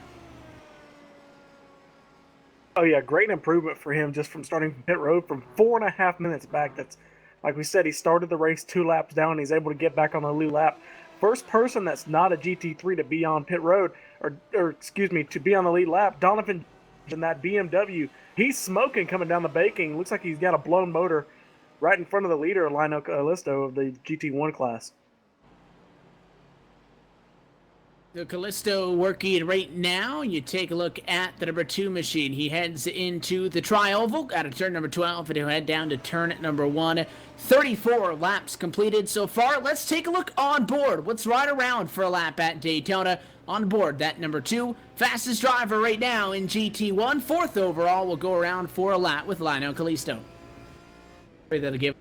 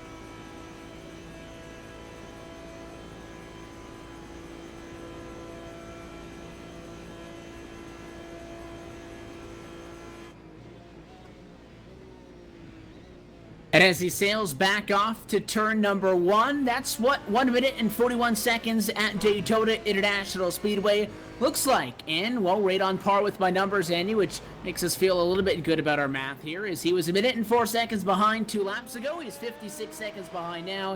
He is making up 4 seconds per lap, which we talk about the split intervals again. The GT1 car, so Kalisto and company, could not start this race until 4 minutes and 45 seconds after the GT3s left. They're going to get to the lead, and I would expect that that 2 is going to take over the race lead here at Daytona. Again, unless something happens with the fuel strategy that would make those GT1 cars come down at a more frequent rate, he'll be there a lot sooner. I think he'll be there with about 45 minutes still left to go in this race because he is hauling the mail. He might actually, lap these. Put another lap, yeah. He might actually lap these GT3 cars here before this thing's all said and done, and which I guess you want to say isn't really fair to him, but you got to look at the race that Kalisto has done so far, and it's been flat out perfect. I mean, he hasn't been off the track, no damage to that car. I mean, every lap time has just been flat out, consistent over this whole race, and he's done a great job. I mean, every single lap except for his pit lap was spot on. He's all been 141s, 142. So he has definitely been the most consistent driver out here tonight. Consistency, a big part of this, and we've talked a lot about guys that have had problems so far tonight. Not quite the situation that Donovan Johns wanted to find himself in at this point at Daytona. 5 laps down, and it is a heavily damaged BMW that's sitting down there on the pit lane, and Gabe, you're down in their pit stall with him. Yeah, I'm down here. Donovan Johns, that 37 BMW looks tore up. You spun it coming off the bus stop. Donovan, what happened? Well, I actually entered in and I had a pretty decent run coming into the bus stop, and I gave it just a little bit too much throttle and clipped the grass, and next thing I know, I was eating some outside retaining wall. That was a hard hit. Do you think you'll be able to get out by the end and salvage a few positions? Well, I don't know if I can get any more positions, but I'll definitely wait up to repair. The crew's out here working real hard on the car, and I'll be rolling back out. My mission this year is to finish every race taking the checkered, so I'll wait it out. We'll be out there again. Now, you had a chance to race with basically everybody in the field. Who do you think's got the strongest car? We've seen that GT1, that Aston Martin of Lionel Kalisto. He's unlapped himself, so he's the first car that's not a GT3 to get back on the lead lap. Do you think he's got a shot at it? Oh man, anytime Lionel's on the track, he's got a threat to win. That guy, he's beautiful to follow. I love watching his lines. I learn a lot every time I see him. I'm excited that he's in the split with us. I know he's not in the pro split, which is where he normally resides, but I'm excited that he's down here playing with the amateurs. Now, do you think any of the prototypes can get to him? Because the nearest prototype is 2 laps down right now. So do you think those guys have a chance at it, or do they not have enough time? From what I've seen out here on the track, it looks like Lionel's pretty much the class of the field. But I don't know, there's a couple of guys in the prototypes who might be able to get it, but it'll literally be something to watch right coming down the line. Now, I know the opinions of the guys up here in the broadcast booth. What's your opinion on this Predator-style racing? Oh my gosh, I absolutely love this racing. I love that we're all the same, running for the same position. I'm not a big fan of finishing first in class. I want to finish first overall, but Mike does a great job balancing it as best he can. Huge hat off to him. I love being a part of the series, and I love racing with these guys. They're all class acts. All right, Donovan, we hope to see that BMW of yours back on the racetrack before the end. How long do you think it'll be till you get out there? Crew chief's telling me it's going to be probably another 40 minutes or so we're here for the long haul. All right, well, Donovan, you get you a drink, maybe get you a little power nap or something before you get back out on track, Donovan. Hope to see you back out there. Oh man, I'll be there. No, I'm gonna pay attention. I got to root my drivers on. Got a couple of teammates out here. Got a couple of teammates in the pro split. So no, I'll be crewing, spotting, and enjoying some racing. All right, Donovan. Thank you for joining us here, and thank you for giving your thoughts on the race. Unfortunate you're out there. Now, Evan, while I work my way back to the broadcast booth, I think I'm going to stop in and get me a little bit of something to eat. You and Andy take it over. Well, make sure you bring something back for us Yeah, because exactly. we're almost halfway here in Daytona. In about 4 minutes, we'll be halfway through the Volt Vapes 2.4 at Daytona. And Donovan Johns, again, although not the result he wanted, a big part in why the 2016 Pack Majors Championship is brought to you. He and Volt Vapes, a big part of tonight's coverage. Not the best run that they were looking for, but, still an opportunity to get back out there. And in a situation that, although you don't want to find yourself in it, you're in a spot where you can pick up spots as other guys drop out of the race. Not the way you wanted to do it, but it is positions either way you look at it. And with that being said, we continue to watch the intervals. Again, we talked about class versus class. Kalisto's getting there. It looks like he'll get there in plenty of time to the race leaders. The question is, the prototypes, though, are they going to get there in plenty of time? For the majority of this race, it had been, Jack Johnson as the leader in the prototypes. He does lead the prototypes still at the moment. He is 17th overall, but still 2 laps down. They started 4 laps down, so they went to 3, they went to 2. But when you get that second lap back, when he goes from 2 laps down to 1 lap down, that's basically the halfway point. He is nowhere near getting to the race leader, Larry Ford, for that 3rd lap back yet in this race. So for the prototypes, they're cutting it a lot closer on time in comparison. And I guess it's not fair to judge the entire GT1 category based on the 2, Andy, because, if you take Kalisto out of that, Tom Dryerling back in 7th position, still 1 lap down. That's a time that we were expecting to see for these GT1 guys to move. So I'd agree with Donovan's perspective there, and as a driver, he'd know, being out there with the guys, that Kalisto really is just that fast.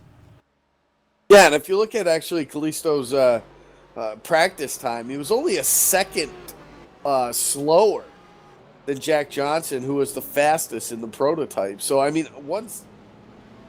1 second is just, again, it's only practice, but that's quite amazing, actually. So, he definitely can get around this racetrack.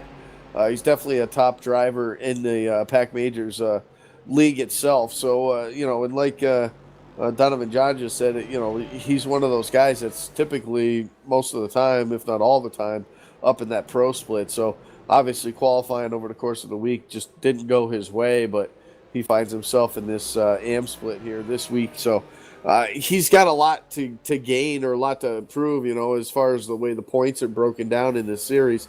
He pretty much has to win if he wants an opportunity to run for that pro championship. So for him, it's a win. That's what he's going for, and that's the only thing he can get here tonight: maximum points and getting himself to keep himself basically in contention for the championship at the end of the season. Yeah, and we're happy to be able to see him on track here tonight. Again, a regular Pro Series driver down in the AM Series for this week. Just like the Predator format, the AM split and the Pro split all goes to 1 championship. And the points, although a little bit different for 2015, it is the same idea. Pro points awarded are more important than AM split points. If you win the Pro split, that's 200 points. You win the AM split, it's 150. So those are the intervals. So if he wins this, 150 points is the equivalency of walking away with 20th in the Pro split. So that's why qualifying very important over the week as well. Getting in the AM split and seeing us, not that good news for some of these guys.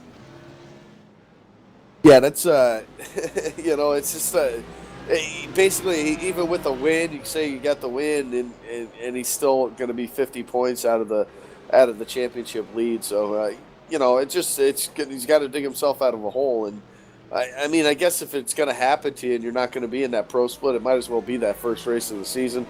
It would really hurt him, I think, even more if it was later in the season when he didn't have any time to gain those points back. So we'll see him up front here tonight. The time just keeps dwindling away, and that last time across the line, it was 39 seconds. So probably about 10 minutes or so ago, I think it was, he was some 50 seconds back. So he's definitely gaining on Larry Ford, and it's only going to be a matter of time before he gets there. And like you said, with the 029 and Jack Johnson in the prototype, he should already be at that 1 lap down increment, and he's not. So I really think at this point, how clean it's been of a race for Kalisto, it's basically his race, I think, to lose. But we'll see. We'll see how things play out. I mean, anything can happen when he's got to get around these slower cars, and a mistake on pit road, anything like that. That's just going to bring other guys like Tom Dryerling and back into the mix, and guys like Jack Johnson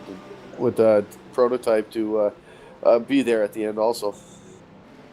I think the most important thing that you mentioned there that really shows us the speed is the difference in lap time. So Larry Ford leading this race at a GT3 with 1:44 the last time, by Kalisto with 1:42, and then your highest running driver in the prototypes with 1:42 as well. So you look at the intervals. GT3 started about 4 minutes and 45 seconds later. The gates opened for GT1, and Prototype was 8 minutes after GT3. So almost an even split. If GT1 was 4 minutes, then it would be exactly even. So the interval between GT1 and Prototype a little bit less than the interval between GT3 and 1. So you know that the GT1 cars are faster than the GT3s, more so than the Prototypes are faster than the GT1s. But I mean, I just said it there, that Jack Johnson is leading the prototypes, and his lap time was identical to Lionel Kalisto, who's leading the GT1s. You're not going to catch somebody if you're not faster than him. You're not going to pass them either. But again, I think that it's just the two is just so much faster than anybody else that if we were having the same conversation about Tom Dryerling, who is still doing a spectacular job, by the way, in the 06 Corvette, second highest running GT1 entry right now, 6th overall, but still 1 lap down, then we'd be in the ballpark. But for Kalisto, one of the regular pro split drivers being down here in the AM split, can't say that I'm surprised to see how much quicker he is, but he really is that much quicker. We're not exaggerating it. Yeah, and actually, too, Tom Dryerling, that last lap ran the same exact lap time as Kalisto, so he's not far off. And Kalisto, we see as he crossed the line there, he's actually pulled up into that second overall spot now, 33 seconds back of Larry Ford. So he's still making his way. But Tom Dryerling, he's no slouch at all in this race at all, running pretty much the same lap times as Kalisto the last few. So it's going to be at this point about who makes a mistake or who can finish this race, mistake free. Hey guys, I'm back up here in the broadcast booth. Lionel Kalisto, as soon as I got up here, he passed for second overall, so move him. The only car behind that Larry Ford of 44, so a GT3 leading and a GT1 in second. So it's starting to kick off here because the only car between them is a prototype and a couple other cars. So it's tough for the lead here in the laps. But as I was working my way up here, I'd have to pass through that Daytona Rising. I'd like to talk about that for just a second. Just how much money Daytona pumped in there. I'm pumped just to come to Daytona in real life in a couple weeks for the ARCA race. It's just, just to see what they put in Daytona. They're not just, keeping with tradition, the way Daytona was. I've been there as a fan before, but Daytona's, I just can't believe what they've done for the fans.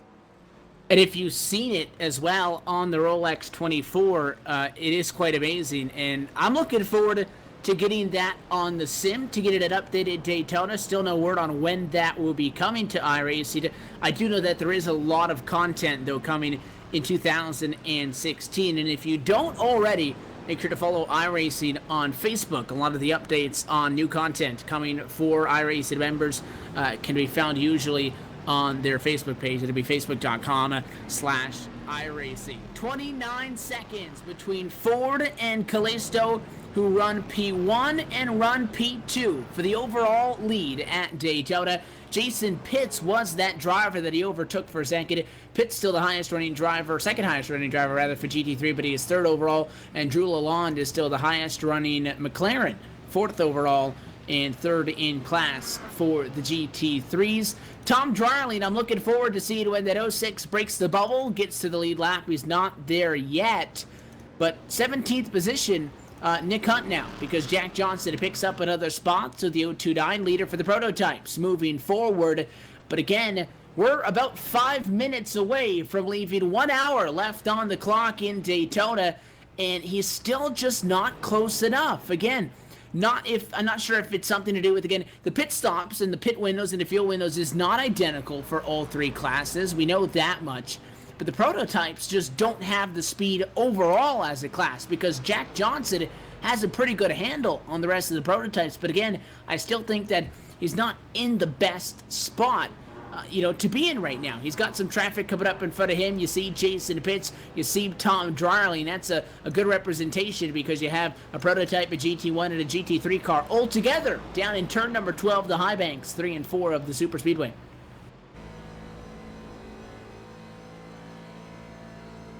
Yeah, it's just the speed, the raw speed that those cars have. But I think that where the prototypes are losing it is maybe the handling through the corners in the infield road course part of this race. And you would think that those cars would the way they drive, they just stick to the ground. But for some reason, they're just not getting the speed, I don't think, out of them here tonight. And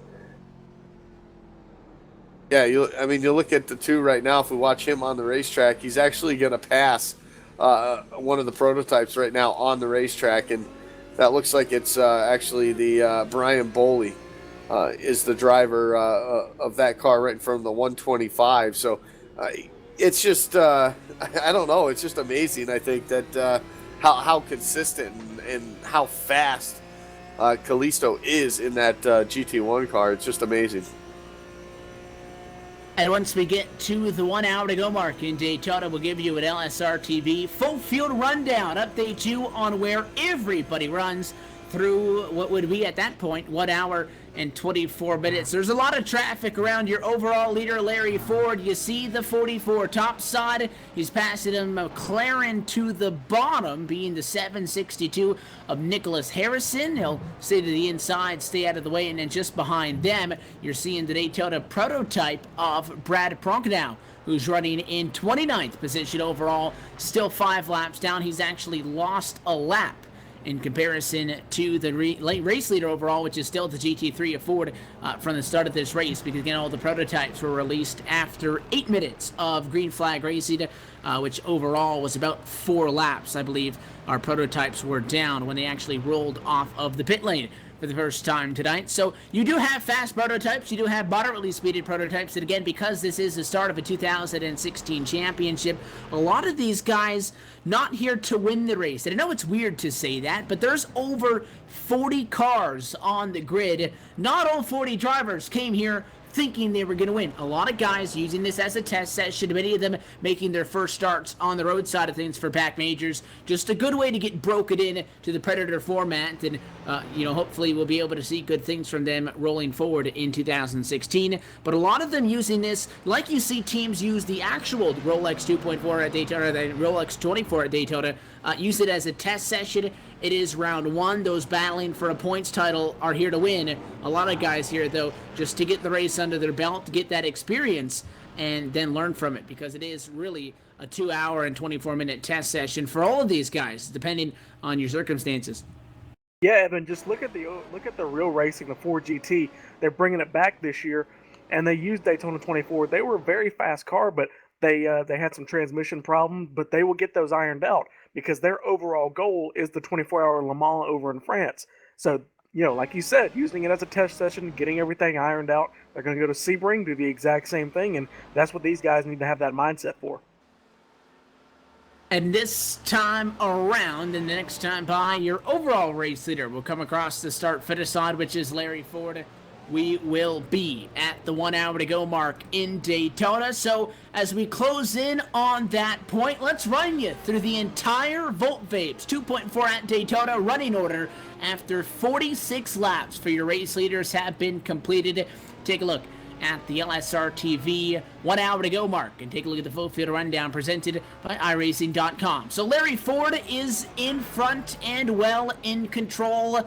Not for long, though. 17 seconds behind, gunning for the overall race lead, is Lionel Kalisto, second, and the highest-running GT1 driver. Jason Pitts, third, fourth, Drew Lalonde, both of those GT3 entries. The only other drivers on the lead lap.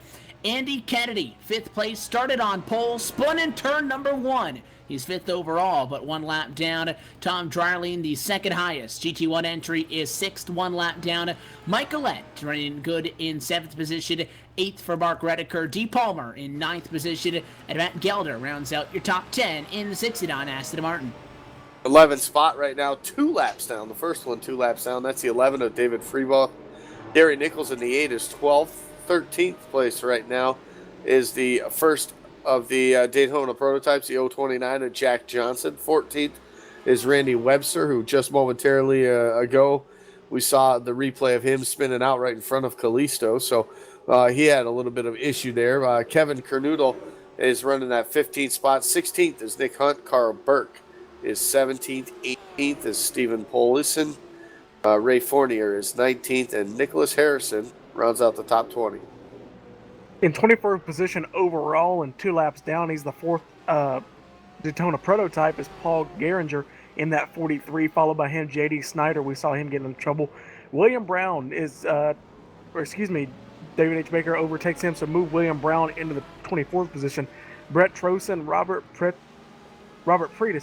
Brian Boley, Chad Yoshishima. God, it's been a long race, boys. Yoshitomi, Brad Yoshitomi, completely butchered that. I apologize. Scott Wambach, Fraser Marshall in that 31st position as J.D. Snyder goes off. And now Valderrama going to jump up to 31, drop Marshall to 32nd, Jared Morgan 33rd, Seth Alberts 34th, 35th position, 16 laps down, servicing on the pit lane. We talked with him, Donovan Johns, Howard Wendell, as well Marcus Armstrong, Pete Costanzo, Richard Tillman, Doug Petermore, Trenton Barrington through 41st position is an entire refreshed look at your running order after 47 laps. So now after 1 hour and 24 minutes, we're inside the final 60 minutes at Daytona, and a battle for the race lead sits just on the horizon. So as Lionel Kalisto closes in on Larry Ford for your overall race lead, we'll step away and go LSRTV non-stop from the World Center of Racing. This is the Volt Vapes 2.4 at Daytona on LSRTV, the voice of sim racing.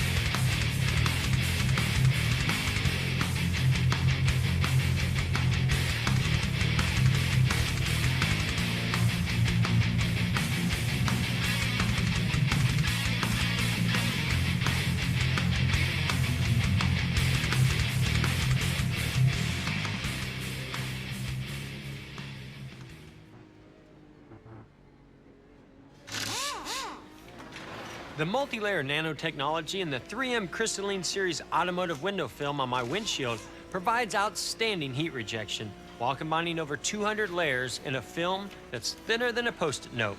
It helps keep me cool when I'm in my car. When I'm in the lab, I just rely on the interns. Cookies and cream, Mr. Gordon, or mint chocolate chip? Ooh, mint chocolate chip. Excellent choice, sir. That's my favorite.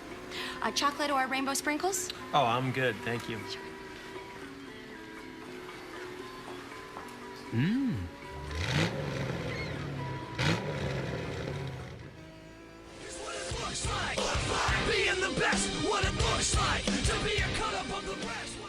Grab your share of the over $1,200 purse in the Laura Lawson Domino's TYJ Daytona Speed Weeks now through February 20, 2016. We are raising money to help Laura battle cancer. 100% of all donations go directly to Laura's GoFundMe medical fund. All 43 drivers in the Laura Lawson Domino's TYJ Daytona 300 get paid. Mark your calendar. The 6 Race Your Way In qualifying races to be held the next 3 weekends, January 29th and 30th, February 5th and 6th, and February 12th and 13th, 8:30 p.m. Eastern. Password required. Are you the fastest and best at Daytona? Prove it as LSRTV broadcasts live the Daytona 300 Saturday, February 20th, 2016. Register and donate at Domino'sTYJRacing.com. Look for the green ribbon. $5 minimum donation required. Thank you for your help. Dropping 81, yo, I dropped the 88. Ricky Bobby, shaking.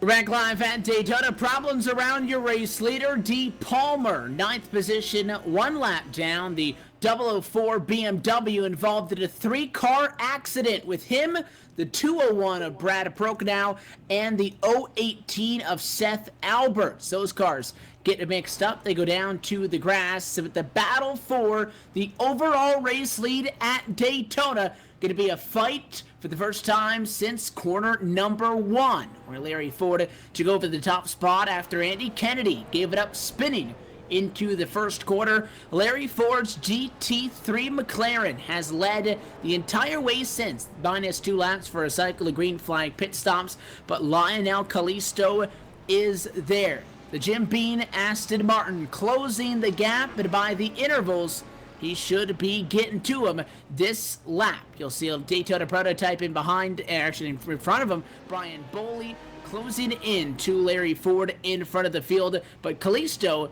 is about to catch him. It's going to be a battle for the race lead. He's just going to work around that Daytona Prototype traffic. And what's going to be interesting here, actually, Evan, is going to be, these GT1 cars. The GT1 isn't a discipline that we had in the 24 hours of Daytona, that we ran about a week ago. We didn't run the GT1s there. So this is going to be a little bit different for these guys. Obviously, if they've practiced with the different Pac Majors practices that have been up, they might have a sense of what's going on here. But the GT1, these guys really haven't raced, if they spent the 24 hours of Daytona, if they raced that, there were no GT1s, so the speed difference is going to be interesting here as to how Kalisto is going to take on the leader here. Well, the thing is he's going to catch them awfully quick now as they made their way off of turn number 12 and down through the tri-oval right now, and he's in sight right now. The gap was 3 seconds at last lap. Now it's half a second as they dive down into turn number 1 here, and the leader, Larry Ford, now he's got somebody on him. The question is, or the problem is, he can't sit here and try to block him. There's just absolutely no way. Once they get out to the main straightaways here and into the corners onto the high banks, he'll be able to get around fairly easy with the horsepower difference. So Gabe, when you see these guys go now and they finally makes that pass here as they work their way through these turns, we got a new race leader now in the number 2, and we knew he's been coming all race long, and now he's finally done it here, and we still have just under an hour to go. Long time coming. On lap 51, we have a new overall leader, and for the first time tonight, it's a GT1. That number 2 Aston Martin gets out in front, Lionel Kalisto at the wheel. Ladies and gentlemen, that new voice you've been hearing for the past couple laps, that is our producer, Cisco Scaramuzzi. Decided to come in here for a couple laps. Cisco, what's your take on the race so far? It's really been interesting, Gabe, and I'll let you try and get my last name right next time, but, it's been... But it's really been interesting, seeing this race. The Predator format's not really one I'm familiar with. So, seeing these guys go up against, really seeing, everything's kind of balanced out here. And, we've been talking about kind of the struggle of the Daytona prototypes. And, the prototypes really haven't been as fast as they possibly could be. I mean, we saw kind of lap times for around, the 37, 38s. Those were kind of the top-tier teams we saw in iRacing in the 24-hour. We're not really seeing that the Daytona prototypes right now. That's probably hurting them in terms of trying to get back up to the lead. So maybe a little bit slower drivers are in the Daytona prototype. But right now, GT1, obviously, Lionel Kalisto, he is putting a clinic on right here at Daytona. Yeah, Cisco, after my pronunciation of Yoshitomi, you shouldn't be surprised at me trying to pronounce your name. I'm very apologetic for that. It's Cisco Scaramuzza, correct? Yeah. And he's your boss. Yeah. Description, so I don't know about that. We're going to have a team meeting after this, I assure you. 40 drivers on track, and there's 4 of us up in the LSRTV booth. It's Evan Pizzoco, Andy Kassler, Cisco Scaramuzza, Gabriel Wood. We're happy to have you along for the ride inside of what is going to be very shortly the final 50 minutes in the Volt Vapes 2.4 at Daytona, the season opener for the 2016 Pacific Majors Championship. And as always, LSRTV's coverage is brought to you by Volt Vapes, mixing premium and gourmet e-liquid since 2012, featuring the House Blend Vape Fuel Premium e-liquid, featuring over 120 flavors, 6 different nicotine strengths, and 6 different VGPG blends. You can contact them today via web at www.voltvapes.com or give them a call. Their contact information is on their website for wholesale opportunities. Proud sponsor of the Pac Majors 2016 Championship. But as we mentioned over the last couple of laps, Lionel Kalisto has taken over the overall race lead, and the GT1s strike first and go topside. Meanwhile, where are our Daytona prototypes? Well, Jack Johnson in the 029, the Club West Racing Corvette C7 is in 11th, but still 2 laps down, Andy, not making any headway quite yet. No, and how can he make any headway when he got Kalisto? The GT1s are faster, yeah. Whoa! Kalisto gets taken out. It looks Heavy like the damage. 018 of Seth Alberts takes him out in the corner. And I believe Alberts, if I'm remembering correctly, had an incident in that same turn earlier on in this race in the International Horseshoe, but that is Lionel Kalisto, new overall race leader, and he gets taken out by Seth Alberts, who blows the entry to turn number 3. Kalisto gets tagged in the left rear of the car, either the right rear of the car, ended up stranded in the grass. He'll get back going. Question is, where does everybody else end up? Well, they have a minute back to third place Jason Pitts, but Larry Ford is going to take over the overall race lead. Now hearing some additional problems for Jack Johnson, the prototype leader, getting into the tire barriers at lap 51. That basically kills his hopes. Yeah, the corner right before you get to the banking there, when you get back onto the oval, he just went wide and just goes straight into the tire barrier. That has completely destroyed his race and pretty much ruined the hopes of any Daytona prototype catching them. And it's such amazing, we've got 2 of our class leaders getting taken out on the same lap, basically. Larry Ford is the only leader right now that hadn't had any trouble, really. And I think Kalisto is going to be okay. Again, Larry Ford passes him, so the 44 going to go back to the race lead. The question is, where did Lionel Kalisto really get hit? Did he get hit in the right rear quarter panel where we can visibly see damage on that car? Or did he get hit in the right rear tire, Andy? Because it is tricky sometimes to tell on the sim. If you actually got hit square up on that tire, it is going to be some pretty severe damage. You can have the toe knocked out. It's not going to handle good when the right rear tire is pushed in a couple of feet. Looking at the replay, I think he got more body work than tire, so I believe that too should be okay. It looks like he's still running good lap times. That last time, not going to be indicative because obviously he got taken out. He put a minute 54 down. This lap is going to be really telling on how well that car is still running.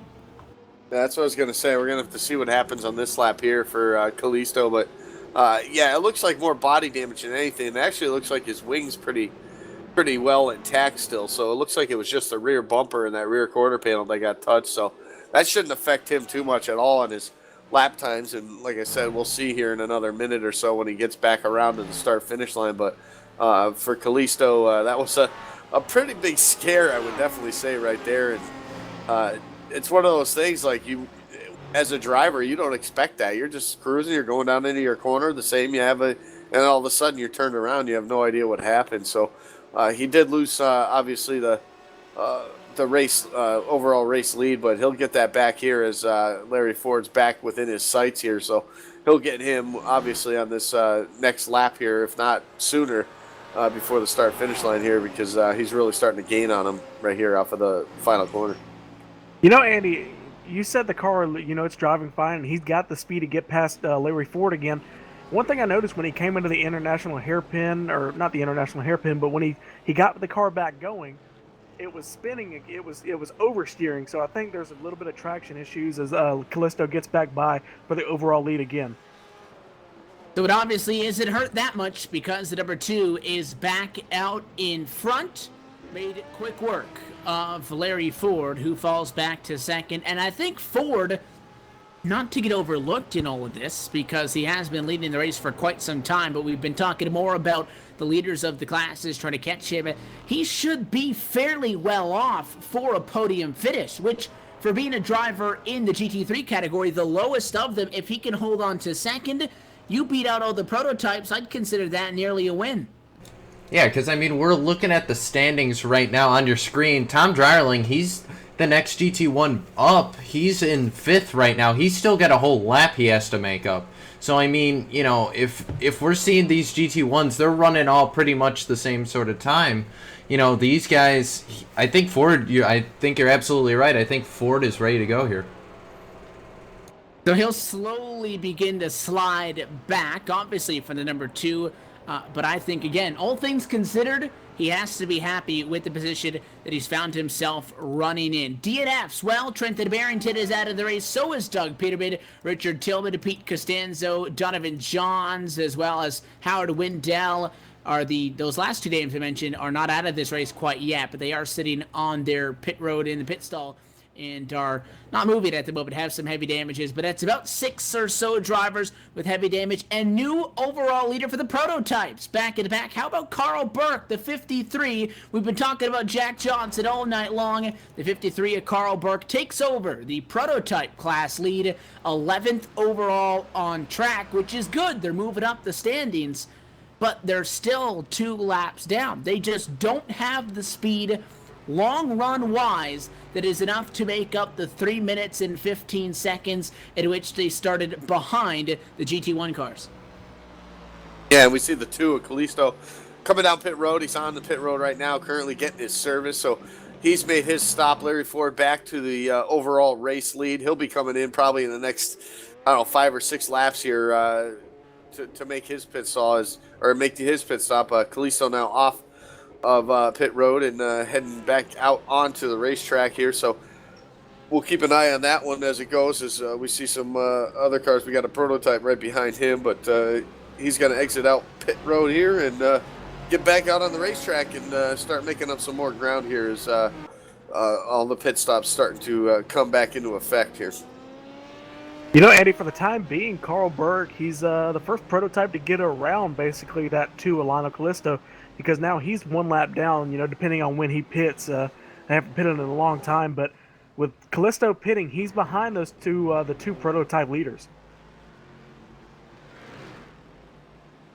Yeah, he is behind them now, but like I said, I think this whole race, this racetrack that we've seen, he's been faster than those prototypes on the road course section of this of the track. So he loses time, obviously, on the straightaways and on these the high banks through the corners here. So, but he will make up his time during that. So I wouldn't be surprised to see him pass these guys like he did a couple of the other prototypes earlier on in this race. So just setting the times. I mean, when you come into a format like this of the Predator type, you're really not racing the guys on the track. You're really almost just racing yourself and racing the racetrack and trying to put up consistent lap times. And that's exactly what Kalisto has done all night long, and that is why he is the favorite to win this one. And down to the pit lane this time for service comes Carl Burke. We just mentioned that he had taken over the prototype lead, and for what was 11th position on track, well, he is now down pit side for service, and that should be, I believe, the final trip down pit lane for at least the prototypes, if not the rest of the drivers, which would mean that the numbers that we've been looking at aren't skewed that much, because I don't think that anybody in any particular class, was able to make this race on 1 less stop versus their next fastest competition. So, you know, it would appear that Kalisto still in a very good spot up at the front of the field. Pitts has fallen 10 seconds back. Larry Ford is now down to 3rd. Again, the 44 just getting service done on his McLaren. He exits the pit lane now. He'll get back out on track and get back going as he spits some fire down on the access road on the inside in turn number 1. But for Jason Pitts in the 99 BMW, impressed with him right now running P2 through the cycle. Yeah, he has just because of all the problems he had early on in the race, getting that damage he had early on. That really cost him a lot of time because he was on a tear there. He was almost about 15 seconds ahead of Larry Ford before he had those problems. So he really had a really fast race car. He hasn't really been able to make up any ground on the 44 all night long once he had that damage. Obviously, coming down pit road, getting that car fixed, got it back fixed, but then from there on, the speed just hasn't been there for Jason Pitts. He's on a different cycle of pit stops also, so it'll be a little bit, but you'll see him come back down pit road and obviously give up that second position overall right now.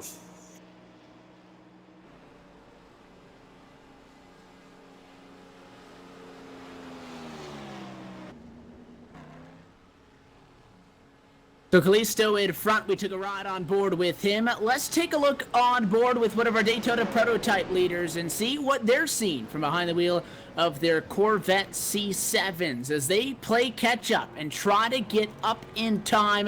The Daytona Jack Johnson, one of the names that we mentioned all night long, is the fastest prototype on the racetrack. So let's hop behind the wheel and ride on board with the Daytona Jack Johnson, who rides in ninth at the moment.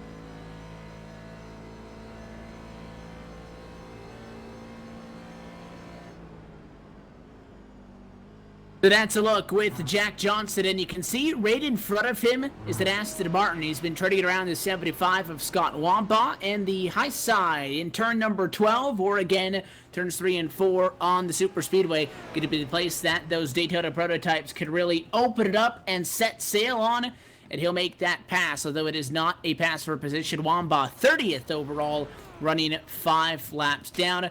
Tom Dreiling, the Corvette, the second highest running GT1, gets to the lead lap. However, just as he does so, he'll come down pit road and he'll get service. So he'll once again lose that pit road service opportunity. He comes in and gets service. Lino Castillo goes back down into turn number 1. He'll fall back 1 lap into the negative. So Tom Dreiling hops back down there. And we were on board with your highest running Daytona prototype, the 58 of Steven DePaulison, just in front.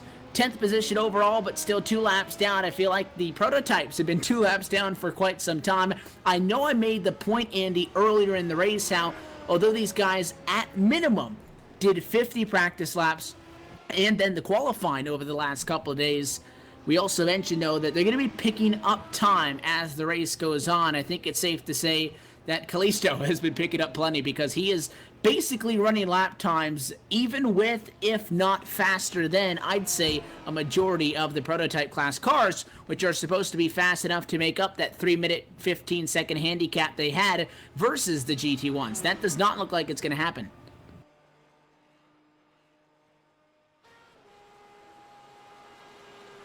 It looks like Andy stepped away for just a moment. He'll be back with us. But yeah, when you take out Kalisto on that GT1, nobody expected him to be that fast. You know, he would be in the pro split if he had qualified good enough, but he didn't. So they he was put in with an average of the GT1 cars. You know, back around where Tom Dreiling is. You know, he's 1 minute and 31 seconds back from Kalisto. But if you take Kalisto away in that Aston Martin, you've got Jason Pitts 25 seconds behind him. That's a reasonable gap for those Daytona prototypes to make up. You know, Jack Johnson, he's working his way up, but, you know, we're past halfway and we're well past it. We're about to approach about the 40-minute mark left in this race. I don't know if they can make it. It'll be tight for sure. We'll have to see if they can make that, because time continues to wind down on the clock. And again, as we said, due to this Predator format, as opposed to the longer we get into the race and the slower these races begin to become, it normally picks up. But again, the GT1's really the class of the field in comparison to, I guess, where you put them in their class versus some of the other guys. You talk about qualifying, though, and we talk about speed-wise, and you take a look at a guy like a Lionel Kalisto and say, well, if he's an average pro split driver, then how did he end up inside of the AM split with this afternoon's competition? Well, he did not make the cut because his time was booted outside of the top inside. He was 26th overall in the GT1s. His time for qualifying without penalties, guys, was a 1 minute 40.1. That would have put him 4th on the grid for the pro split.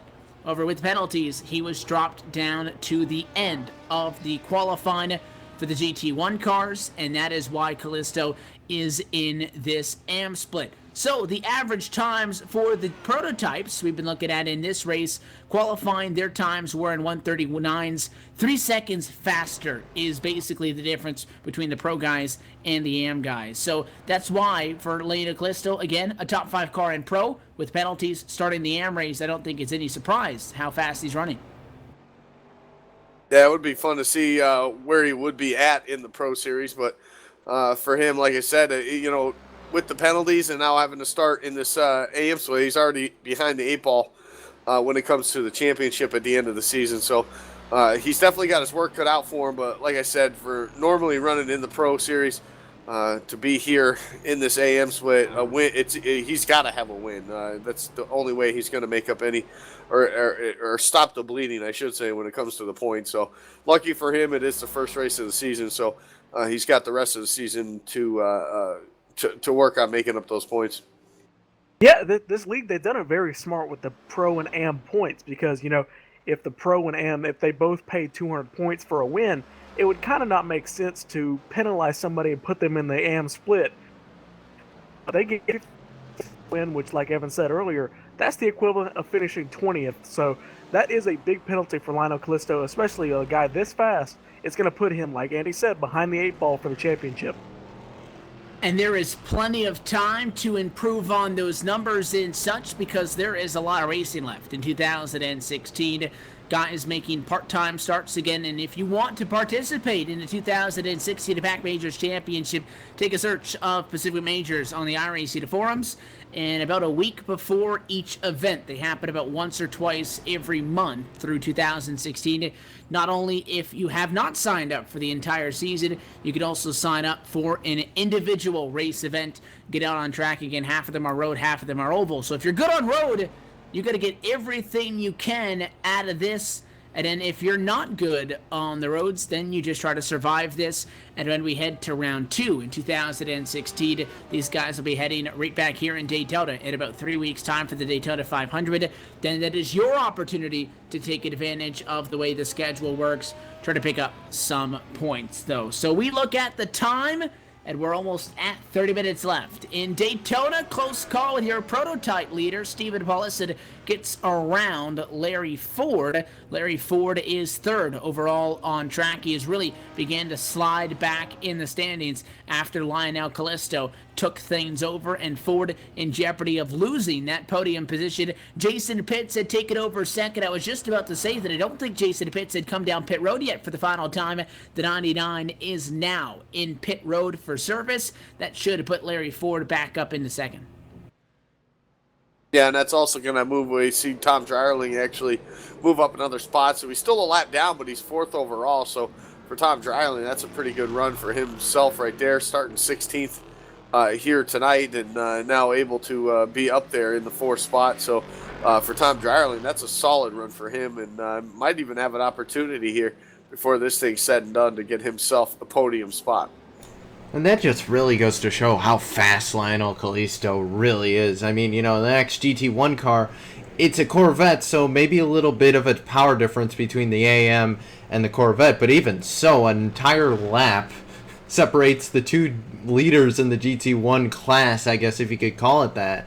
But just Kalisto is just so fast, and, you know, you talk about, oh, well, you know, maybe there'd be, you know, a little bit of an advantage or disadvantage to one class or another. Well, this just goes to show if you have a lot of racing talent, doesn't matter, you know, if there's an advantage or disadvantage, you can do what Lionel Kalisto is doing and just drive away from everybody. The points penalties for the AM split versus the pro split play into the championship, and the time intervals between holding each class in a pit lane accounts for the difference in speed from car class to car class. It does not account for the difference in speed from driver skill. And so far in Daytona Beach, Lionel Kalisto has taken full control of the Volt Vapes 2.4 at Daytona. 30 minutes to go in the 2016 Pacific Majors Championship season opener, getting the season underway with the 2-hour and 24-minute endurance event on the high banks of Daytona and the road course. And Jason Pitts, spinner from third overall. The 99 card goes around. Yeah, it goes around right there, right on the exit of the corner there where he was coming back out onto the speedway. So in turns 1 and 2, so trouble for Pitts. He's had trouble over the course of this race, but now this having issues this late in the race might have an opportunity for guys like Tom Dryerling or Drew Lalonde to get up into that podium spot. So Jason Pitts looked strong early on, but I think ever since he had that incident about probably around that 10 or 12 minute mark early in this race, ever since then he's been seems to be struggled with that car the rest of the night. Yeah, like I said earlier, we're closing in on that 30-minute mark. These guys, the finish is in sight, but they have to keep hitting their marks, or you're going to see mistakes like that from Jason Pitts. But one thing I want to talk about, we've talked about him all night, Lionel Kalisto, but he is over a minute in front of the second-place driver, Larry Ford. Guys, we've got closing in on 30 minutes left, however, but yeah, we've got less than 30 minutes. Excuse me, time clocks are kind of contradicting each other, but we're in danger of having somebody lead this race by an entire lap. And the prototypes are looking to get still one lap down from the overall race leader. But with that being said, again, Larry Ford is going to lose his lead lap to Lionel Kalisto, I believe, if we do continue at the rate of speed that we've been going at. And I know we talked about it much earlier on in this race, but it still holds true. The guy that makes the least amount of mistakes will win the race. We did say that it may be somebody who is not the fastest driver that wins the race, but the driver that makes the least amount of mistakes. Well, when you have the driver who makes the least amount of mistakes and is the fastest driver, that's a pretty good combination. And with that being said, it is no surprise that it is the Jim Beam Aston Martin of Lionel Kalisto in front. So less than 30 minutes to go in Daytona Beach. We'll step away and come back for the race to the first checkered flag in 2016. Kalisto is in front of the Volt Vapes 2.4 at Daytona on LSRTV at iRacing Live. We step away and go nonstop.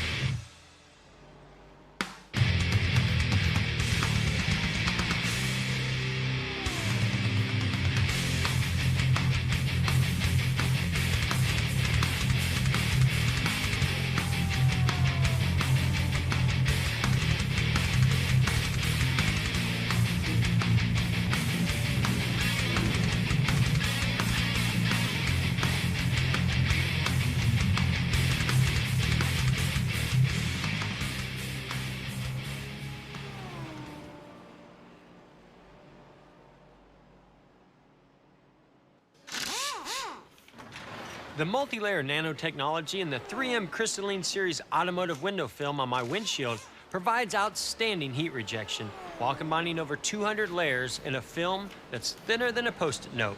It helps keep me cool when I'm in my car.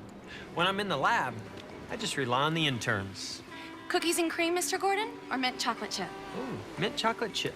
Excellent choice, sir. That's my favorite. Chocolate or rainbow sprinkles? Oh, I'm good, thank you.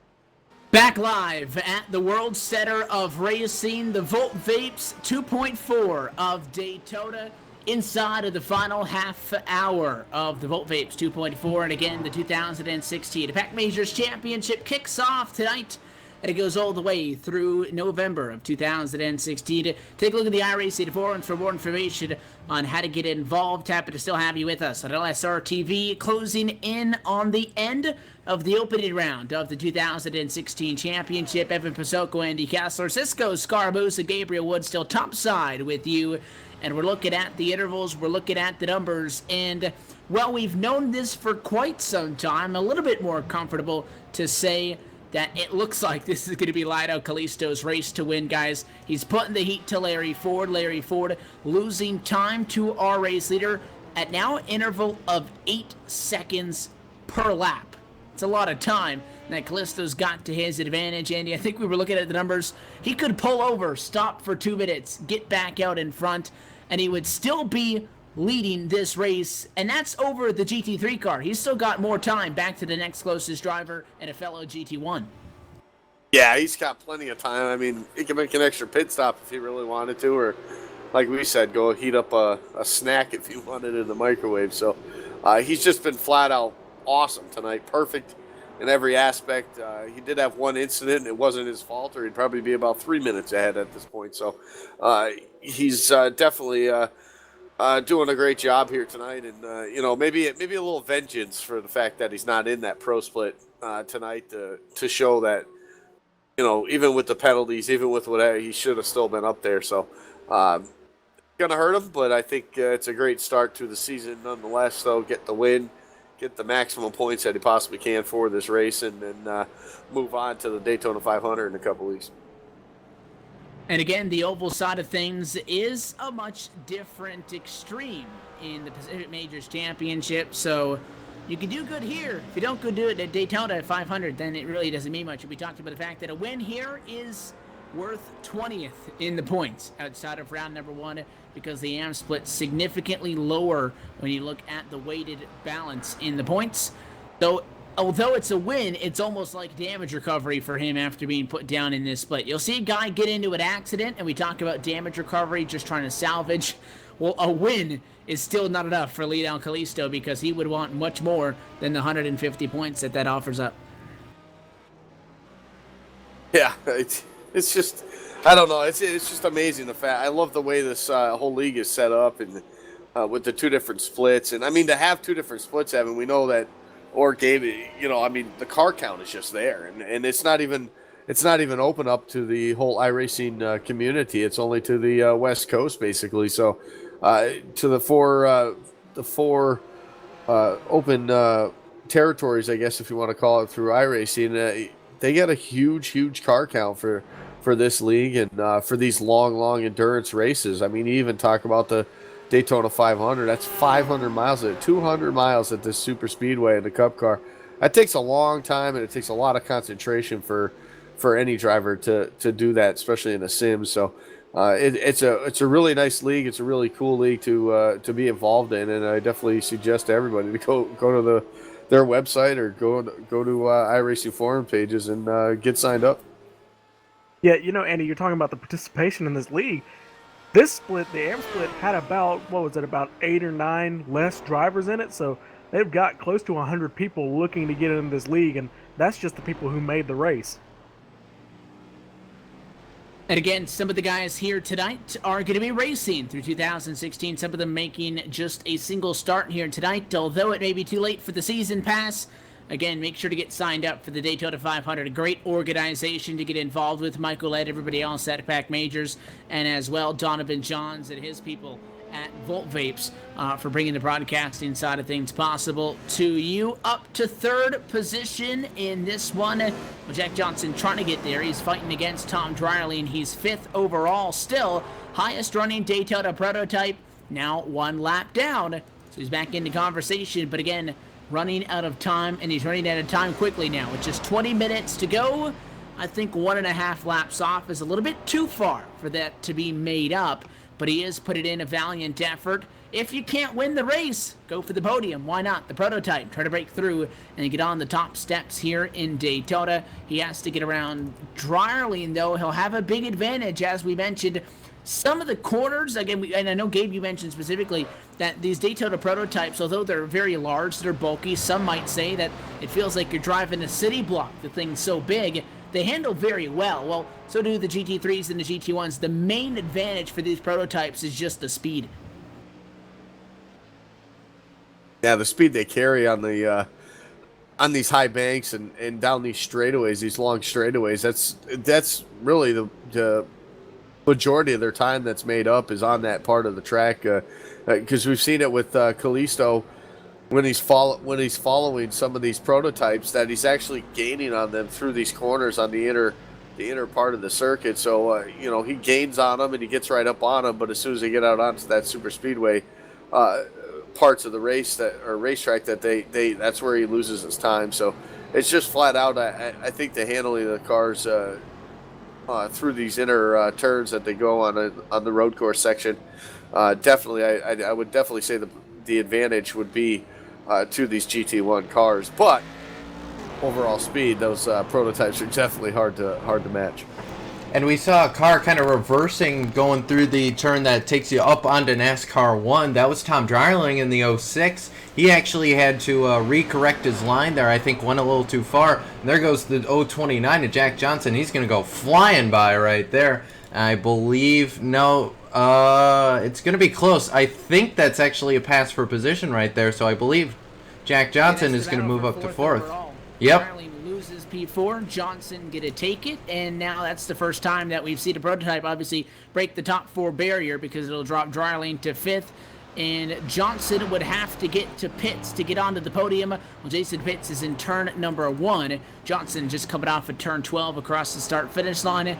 I'm not sure, and I'm not really convinced that he'll get to him in time, but he's within striking distance. Both of those drivers are 1 lap down. Larry Ford, still the only other driver on the lead lap that is not in control, being Leonard Kalisto. And look at the 44. He's got a lot of traffic around him. In front and look to the outside. He'll go around Nick Hunt, around Seth Alberts, give him 3 spots in 1 corner. What a move for Larry Ford to maintain P2. Yeah, that was a great move by him right there. Obviously, no pressure from behind. Jason Pitts down a lap, but he's made the best of this. Larry Ford has. He led a bunch early on in this race, but he's definitely made a great, strong effort in this race. And wouldn't that be something if Jack Johnson was able to get around Jason Pitts here over the next 18 minutes or 16 minutes we have left in this race, and to see each one of our one car of each class in the top 3, that'd be pretty cool too. Yeah, Andy, I was just thinking about that. Jack Johnson started, 8 minutes behind, and in 2.5 hours he's been able to, or 2 hours at this point, he's been able to make up 3 laps and coming on the back of a couple of guys. Jason Pitts, he's now in the bankings through turns 3 and 4, the NASCAR circuit, and Jack Johnson's working his way out of the bus stop, so he's coming, but he's got 20 minutes. Can he get there?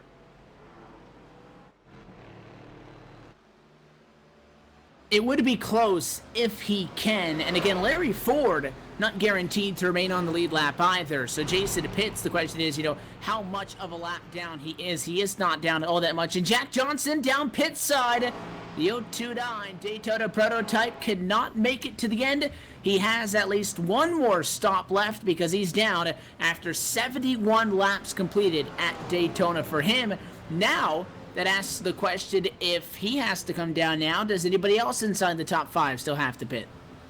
Kalisto might have to come down. Larry Ford's probably questionable if he has to come back down again, but one person that might not is Jason Pitts now, because going back and looking through even on that the last go around of the pit stops is we see Jack Johnson come off pit road. He probably just took fuel on that one there, but Jason Pitts was actually one of the last cars to come down pit road during the cycle of pit stops. So for him, he might actually be able to stay out there till the end. So it'll be interesting to see. He might even be able to get around Larry Ford for that second spot. We'll have to see how much distance would have to be made up. But for Jack Johnson, he's back out on the racetrack. But it's going to be tough for him to get back up to contending for that podium spot now, especially if those guys don't come down pit road. And I can't speak for the GT cars, but definitely for the Daytona Prototype. These cars are very, very, very, very, very, very, very, very, very, very squirrely on new tires. It's like driving on sheet ice, basically. If you've ever, been out there in a snowstorm trying to drive like a two-wheel drive car out there, it's worse than that. These things are so hard to drive.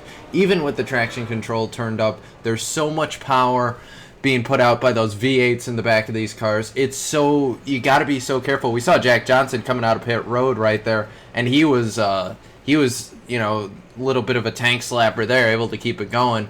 But something happens here. A Daytona Prototype maybe on fresh tires spins out in front of our leaders or something like that happens. We're looking at a brand new race right now. Kalisto in front, and he's not clear of traffic either. Again, we basically counted this race for him, assuming that the number 2 doesn't have any mistakes on his own. You see yielding out to the outside of the racetrack down inside of the International Horseshoe. That time getting out of the way was Howard Wendell, Gary Nichols following through just behind. So Kalisto appears to be in the clear with traffic for position. It doesn't mean he's out of the thick of things overall with everybody. And you see that time, a little bit of a tricky maneuver up the inside to turn 5, getting it around Nicholas Harrison. The 762 is 16th overall behind the wheel of his McLaren MP4 as well. So Kalisto is good with lap traffic as far as guys battling him for position, but he's not necessarily got things locked up overall because there's lots going on track. We talked about Larry Ford, guys, trying to maintain the number 2 running position on track and try to maintain, a spot on the lead lap. He crashed at lap number 72 at a turn 3 into the grass, hard into the guardrail. He is now on pit road, waiting about 4 minutes after he took a virtual tow, and now that opens up a whole new step on the podium because Ford's going to drop outside the top 5. So I believe that'll put Tom Dryerling inside of the podium in the number 06 Corvette. That's pretty good for him, and obviously that just shows you it's not over till it's over. So for guys like Tom Dryerling, who just did now pass Larry Ford on the racetrack, that puts him in that 3rd spot right now. That'll allow him to get up there and battle that. And we'll see. I'm not sure how far back he is of... got quite a bit of distance between him and Jason Pitts, so he probably won't catch 2nd place. But for Tom Dryerling, he's definitely moved himself into a decent spot here into the podium, and that's a good finish for that driver to start the season also. And guys, just to show how dominant Lionel's been tonight, with Larry Ford pulling off track there for a lap, he's back out there now. He's 2 laps down. Every single car on the racetrack is now lap traffic to that Aston Martin of Lionel's Kalisto. So he has got the absolute fastest car I have ever seen in a race, especially beating these Corvette DPs. And he's so close to the end, but we have seen so many times somebody make it this far, not be able to tie an entire race together. He's got the veteran knowledge to do so. Just 11 minutes now left on the clock from Daytona. It has been a long yet very exciting Volt Vapes 2.4 at Daytona. And almost at the end of things now. What we wouldn't expect is that only one driver to finish on the lead lap. That's the scenario that we're looking at the moment, because Kalisto is the only one running on lap number 75. By the way, 75 laps at Daytona. It's a lot around the road course. This road course clocking in at 3.56 miles in length. It's 12 turns, so it's no walk in the park. So these guys are getting their money's worth here this evening in Daytona. We keep talking about him, and it almost sounds like you're beating a dead horse. But his showing so far here this evening has just been so strong that you can't under-exaggerate what you're seeing right now with the two. Again, he was a P5 car in qualifying versus the other GT1 machines in the Pro Split. Well, for the AM Split, it puts him well ahead of the competition. Yeah, it definitely does, but we'll see what the rest of the shapes out. He might even have to come down pit road, which will put another car back on the lead lap, probably Jason Pitts. I don't think he has to come down again just because of the cycle that he was on, but it looks like we got about 10 minutes left to go in this race. So you talk about a 2.5 hour race, Evan. It's just flat out concentration is what's going to get it done for you, and you got to be spot on lap after lap after lap. And you talk about the laps that you're on, and he's about to complete 76 laps at this racetrack, 3.5 miles. That's a whole lot of concentration. That's a whole lot of pressure to be perfect lap after lap. Yeah, the total number of miles completed by him so far, 270. You brought out the calculator for that, didn't you, Evan? I did. I cheated on that one. You didn't use your fingers? No, I did not have that many.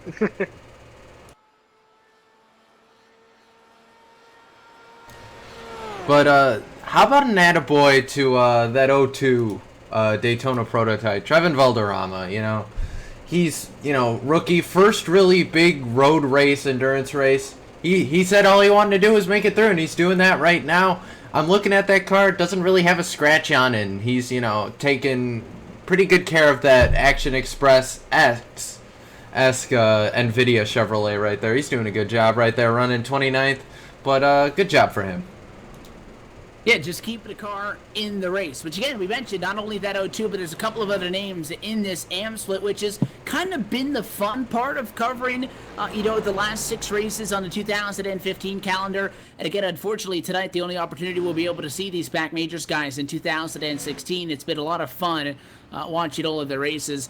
It's been kind of unique doing the AM split side of things because we get to see a lot of the young guys come into the series. So you mentioned the 02. There's plenty of other guys in here just making their first start. Maybe for some of them, their first road start. For some of them, their first start with Pack Majors entirely. And they're looking forward to 2016. And this is where the younger talent comes from. This is where the younger talent is developed at. And it's always fun. And I looked at the qualifying times just this week, and I saw plenty of names that we got to see for a first time in 2015 in our coverage of the AM splits qualifying for the Pro Split time. So that was fun to see.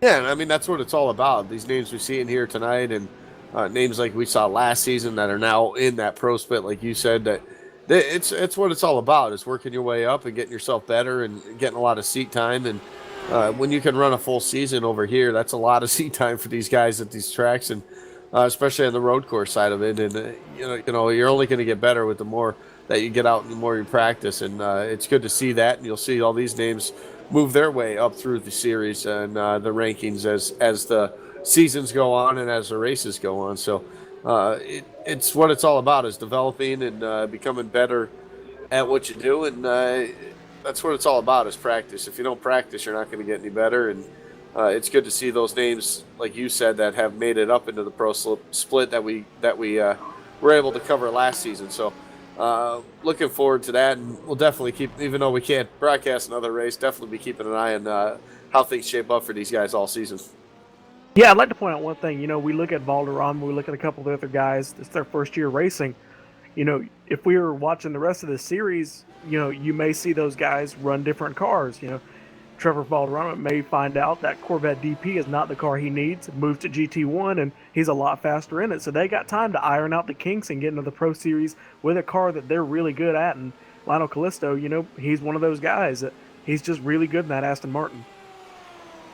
And when you get a track that you like, get a car that you like, and you maybe have a really good qualifying time and find yourself not in the best split, you take advantage of it. And again, the ultimate goal for those guys here tonight, get to the pro split.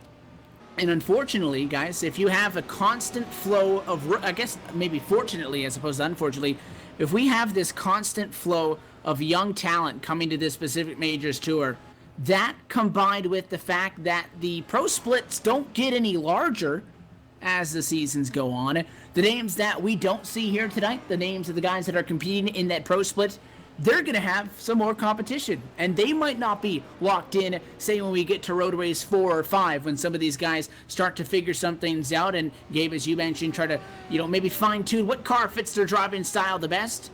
Those spots no longer become a guarantee.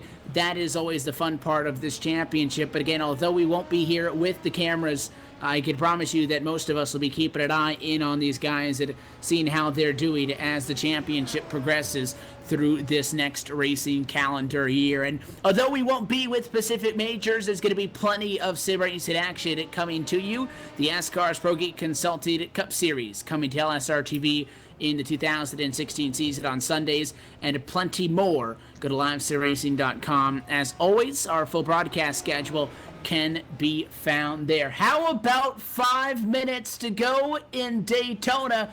Crunch time at Vapes 2.4 at Daytona. Next closest driver vying for a spot on the lead lap is Jason Pitts in second. Well, he's not going to get to Lionel Kalisto, but a battle for second overall may be upon us. Pitts trying to hold off Tom Dryerling. Dryerling, the second highest running GT1 car on track, and it is the BMW Z4 of Jason Pitts in second, the highest running GT3 driver. Going to be a good battle for second here, guys, in the closing minutes. Yeah, it definitely will be, and I am really glad to see Tom Dryerling up there in the front there. We've seen him on some other broadcasts we've had in some Oval Series, and it just seemed like the luck wasn't there for him over the past few weeks. So to see him right here step into an element that he really likes, and he really likes these road courses, he's doing a great job here tonight. And there's not going to be a battle here much longer, as he's really closing that gap right now on Jason Pitts to put himself into that second spot overall.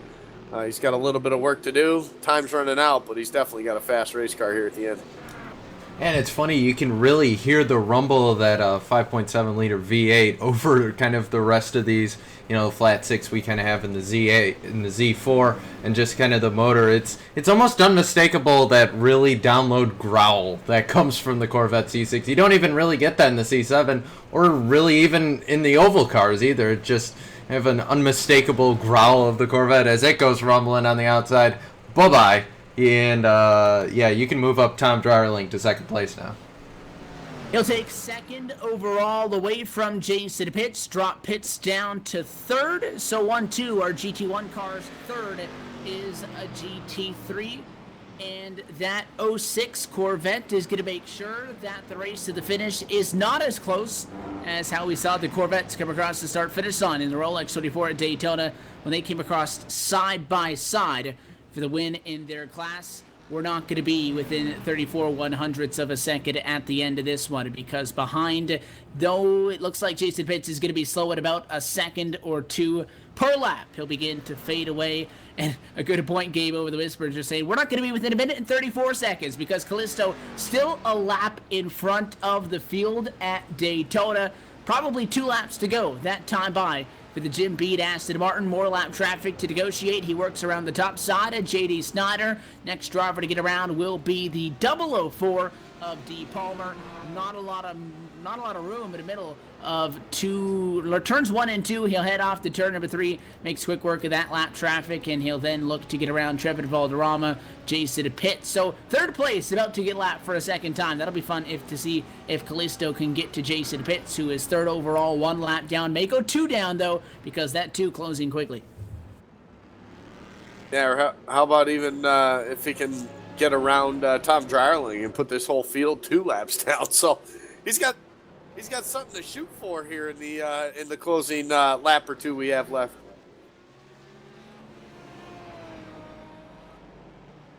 Yeah, I'm looking back here. Jack Johnson, he's going to be looking to take advantage because As Kalisto goes around, he's going to put that Jason Pitts, that 99 BMW, 2 laps down. Jack Johnson, he's right behind them. He's just now coming onto the banking. Jason Pitts on the back straightaway.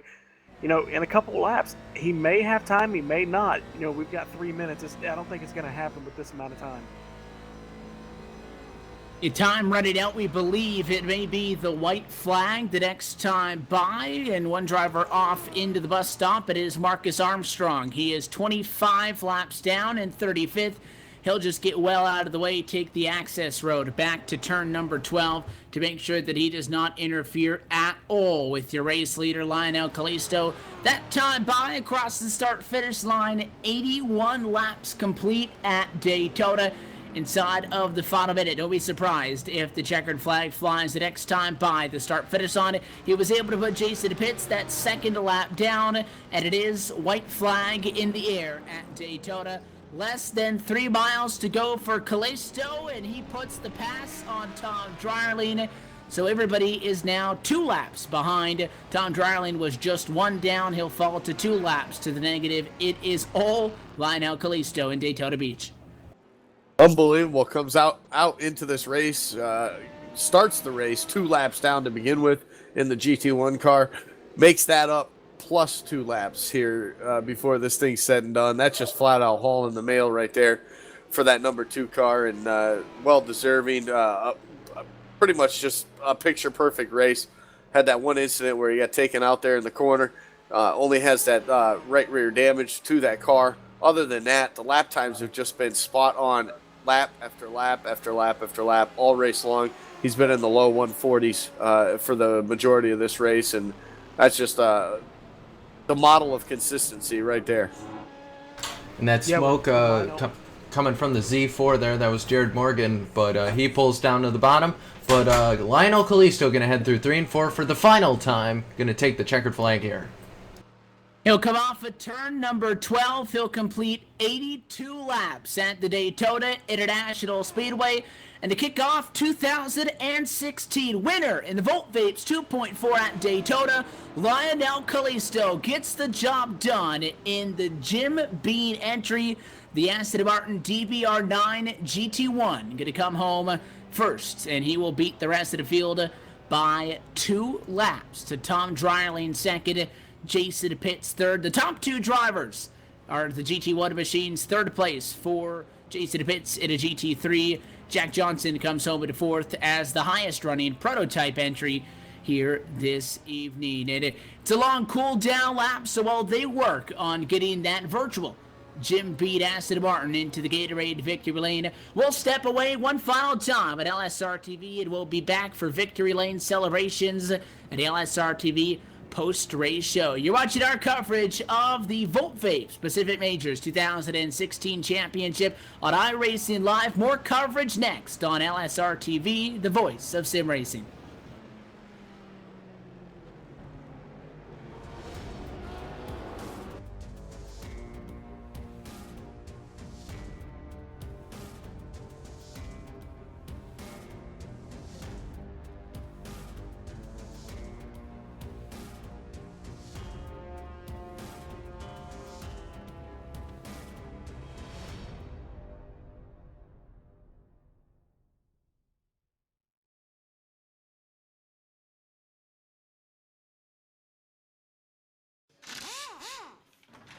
The multi-layer nanotechnology in the 3M Crystalline Series automotive window film on my windshield provides outstanding heat rejection while combining over 200 layers in a film that's thinner than a Post-it note. It helps keep me cool when I'm in my car. When I'm in the lab, I just rely on the interns. Cookies and cream, Mr. Gordon, or mint chocolate chip? Ooh, mint chocolate chip. Excellent choice, sir. That's my favorite. Chocolate or rainbow sprinkles? Oh, I'm good, thank you.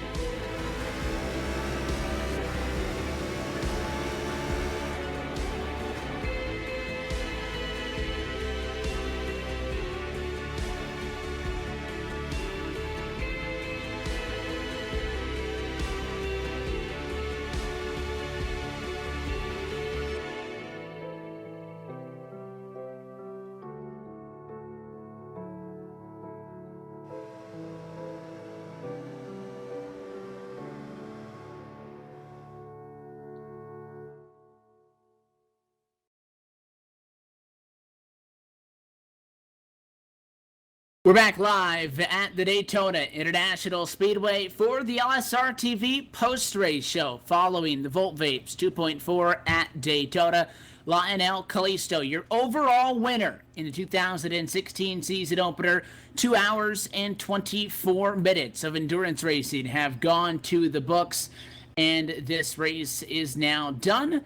And we look forward to the rest of 2016 for a variety of road and oval action coming up for Pacific Majors. And it's been fun for the last 6 weeks, rather 6 rounds of 2015, and it has been fun tonight in Daytona. And for a send-off race at the moment, as our coverage of the Back Majors Championship comes to a close tonight, it was a very good race, but it was a race that was by far and large dominated by Lionel Kalisto. You take him out of the equation, and you have a GT1, a GT3, and a Prototype on the podium, and you have 8 drivers that finish on the lead lap. So when you say class of the field, we mean class of the field tonight. He beat everybody by 2 laps.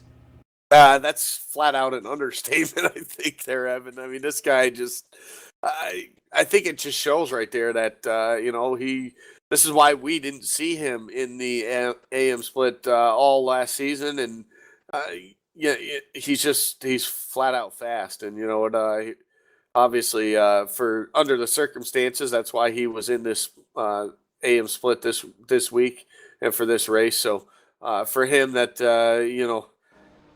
it's still a win, and basically he minimized the damage that he could end up getting here in this one. So it's equivalent to, like we said, a 20th place finish in the pro split. But for Lionel, he's got his work to do the rest of the season as far as staying in the pro split and making up some ground on the rest of the pack up there. And we'll talk with a couple of our drivers if we have the opportunity. I know we are going to catch up pit side with the number 69 of Matt Gelder in the Simability Aston Martin, who comes home 10th overall. One of the drivers in the GT1 class tonight. Down pit side with him, Andy. You've caught up with him. Yes, I am down here on pit road with the driver of the 69, Matt Gelder. And Matt, you finished 10th tonight.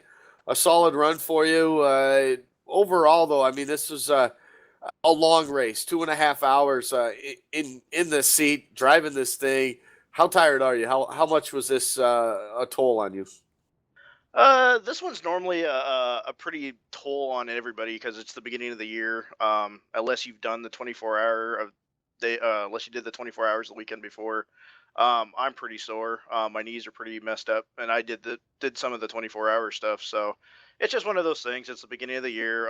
We're gonna have a lot more of these, so it's just one of those things that we're gonna have to prepare for the rest of the year.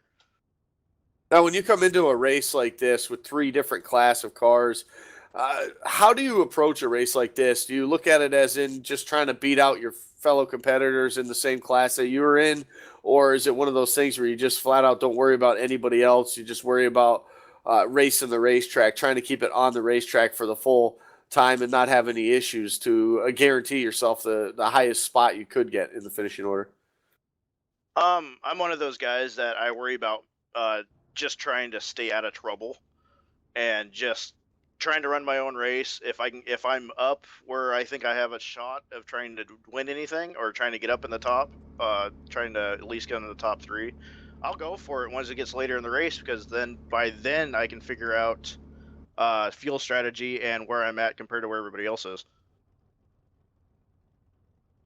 Now, do you think I know it takes a lot into it, and I know Mike does a great job with trying to figure out the distance to separate these guys in this Predator format. Is this a format that suits you? Do you like this type of format? I think it makes for some interesting racing and coverage on TV, because it takes a little while for it to develop until about halfway. You kind of see who are the players and who aren't. And is this style of racing something you like to see?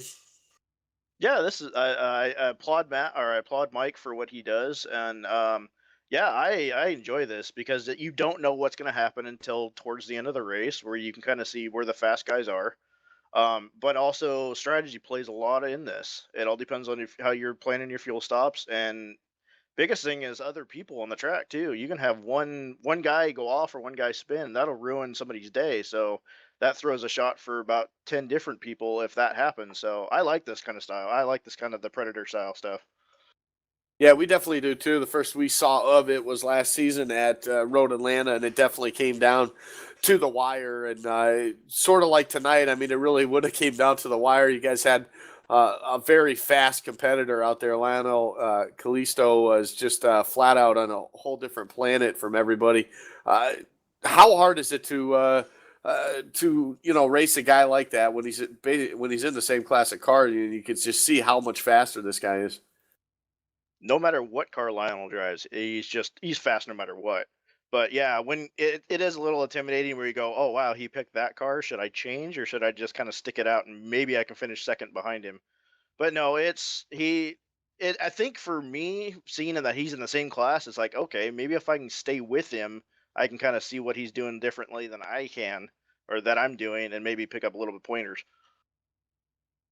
Well, overall, I guess it was a pretty good way to start the season for you. You get a top 10. Moving on in a few weeks to the Daytona 500. Is that something you're going to be throwing your hat in the ring for too? Oh yeah, I plan on running all the races again this year. Last year I competed in all 12 races, so I got the Ironman award. One of the 12 people that did that Ironman. So, oh yeah, I plan on being in it for the long haul again. Well, that's awesome. Well, a totally different setup. You're at the same racetrack, but this time you only get a turn left at the high banks. A lot of pack racing. Matt, we wish you the best of luck here in the coming weeks and the rest of this season. Yeah, I appreciate you guys. I do wish my best to Laura. I know she's not. She's got things going on, so I wish my best, and I think everybody at Pacific Majors wish her the best. And I like to thank my sponsors, uh,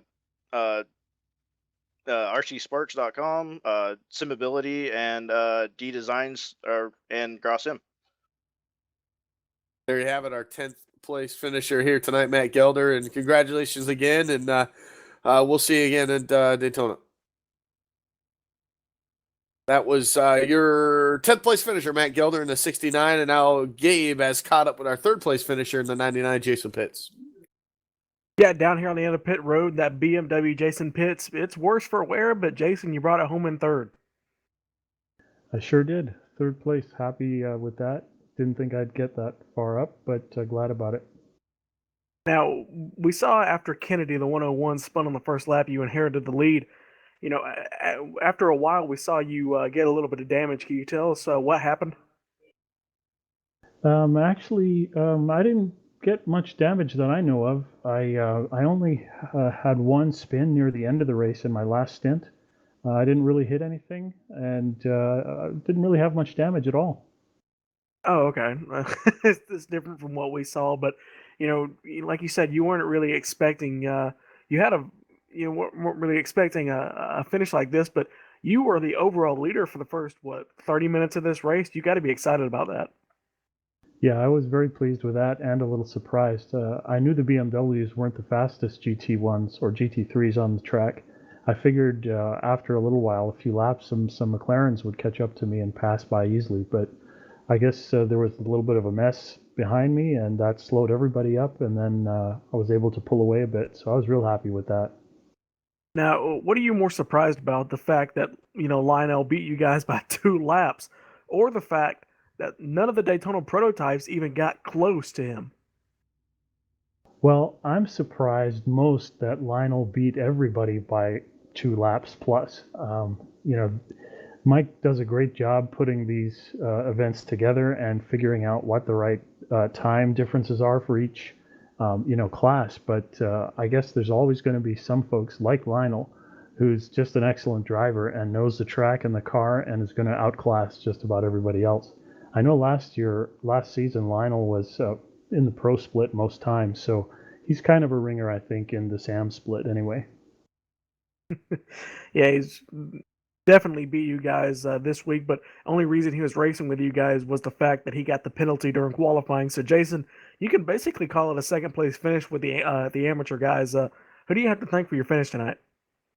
Well, just like to thank Chipotle Mexican Grill for putting their name on the car, and McDonald's and Sobe Lifewater. Those are my sponsors, and a thanks also to Volt Vapes for sponsoring the race.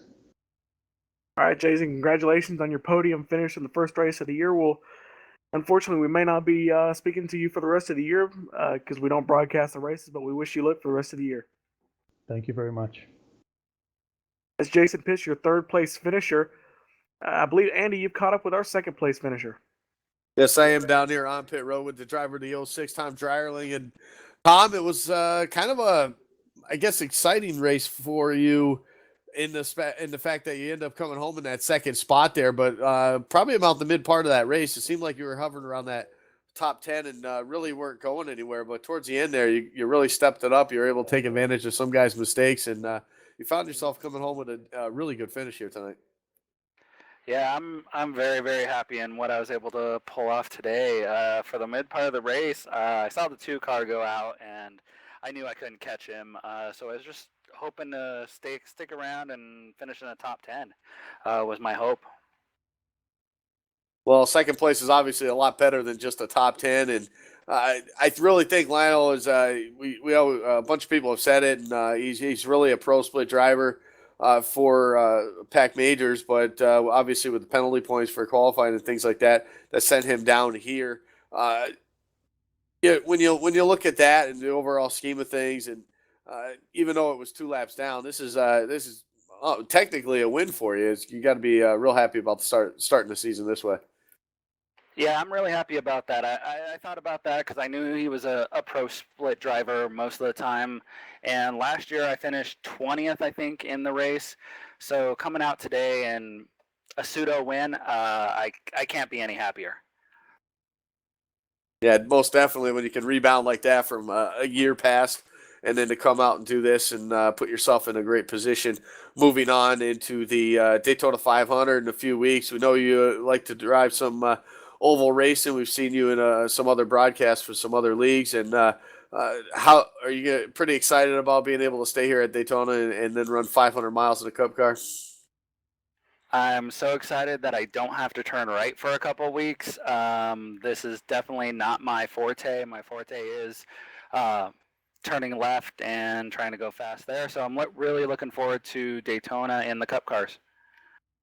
Well, hopefully, with that said, this obviously helps in the point standings for you as this season starts on. Then you can go and do your thing in the 500 and turn left. And with that said, though, Tom, a second place finish, there's got to be some help involved in the backside. Sponsor shout out. Who helps you? Yeah, today's second place finish wouldn't have been nothing without. I'm running for NKH, racing in the Pac Majors. Kyle Burns gave me an excellent setup, showed me the best line that I could be able to do, and if it wasn't for him, I wouldn't have been even close to what I did tonight. Well, there you have it. Tom Dryerling coming home in the second place finish. Almost a win. Pretty close to a win. In his mind, it's a win. But Tom Dryerling comes home second place. Congratulations, Tom. Good luck in the 500 in a couple weeks. All right, thank you very much. I can't wait to see you guys in the other broadcast. I'll see you guys tomorrow night. There you have it. Tom Dryerling's looking forward to tonight already, Evan. But I think there's somebody probably a little disappointed wasn't in the pro split, but overall he did what he had to do. Got max points here in the AM split. Will at least give him a fighting chance for the championship. You've caught up with our winner here tonight. He found himself at AM split for Lionel Kalisto, but it is a win in the Volt Vapes 2.4 at Daytona. At a convincing one at that by 2 laps. He puts the Jim beat Aston Martin on the top spot at the end of that. Lionel, you got a copy? Yeah, I got a copy. Well, congratulations. I'll start off with that first, but I mean, for the GT1 machine to beat out everybody else, I said if we subtract your 2 car from the conversation, it was a good race because we would have had 8 people on the lead lap, but you found yourself down here in the AM split after having a relatively good time in the actual QCon session throughout the week. So how'd you get yourself stuck down here? Yeah, that was my fault on that. I didn't read the rule book correctly, so I thought I could do like another qualified session. So yeah, that was a big part on my side. That was my bad on that. So I can't complain. It's my fault. Mike, he's awesome at organizing the league, and he's true to his words. So I'll give him props for that. So you come into this race, and you obviously know that you have the speed, because again, I think based on the qualifying time, you would have either been 5th or 6th out of the GT1 cars for the actual pro split itself. So you find yourself here, coming into this race then, knowing that, I know you would have had to feel pretty confident, but you made quick work. I mean, you talk about getting to the race lead still with 45 minutes to go, and the next closest competition being another GT1 car, with Tom Dryling coming home on the second step, and then as well Jason Pitts in third, Jack Johnson fourth, the highest prototype in this race. You sure had to be confident, though, coming into this race. Yeah, pretty confident, but there's still a lot of hours to drive, and worry about lappers too, and then just make limited mistakes, and do quick pit stops. Just get around lap traffic as fast as possible. Yeah, it was still tough. It was fun, and it gets certain times it gets pretty tough. Trying to get around a couple people's, and some of the guys are pretty good out there too. Well, I like the fact that you mentioned, working around lap traffic and such, because we said at the start of the broadcast that, this is a race that can be won by somebody who makes the least amount of mistakes as opposed to the fastest car. Now, when you have the fastest car and you do what you do and you don't make mistakes, it was a volatile combination for you versus those other guys, because, they didn't really have much of a chance to get up to you. But limiting those mistakes and as well still attacking this track was a big thing. We talk about the difference between the pro split and the am split. The win nets you 150 points. That sounds pretty sweet, but that is still the same amount of points that you would get for finishing in 20th position in the pro split. So again, the mix-up in qualifying there for you, well, you get the win. It puts you a little bit behind after race number 1. So how do you assess that situation going forward for the rest of 2016?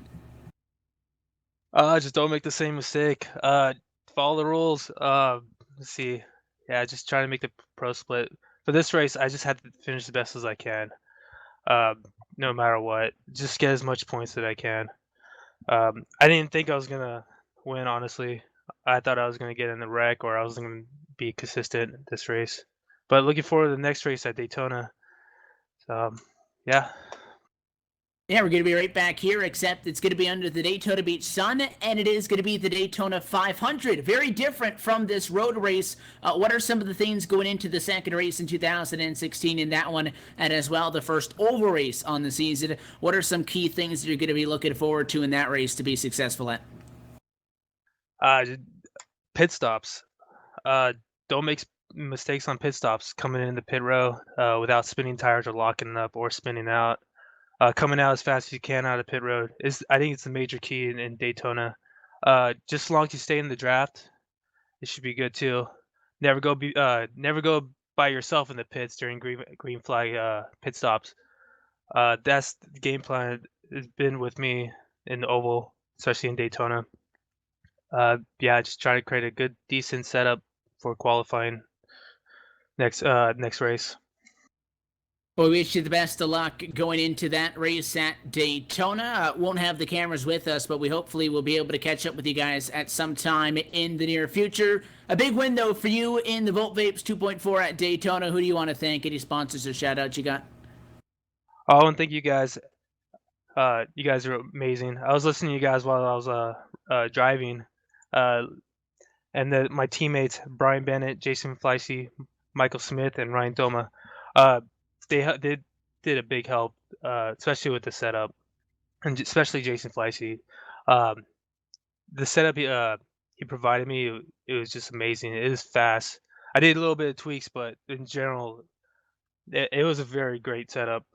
And then thanks Mike for the league. It's a great league. Last year it was a fun league, and thank you guys for broadcasting.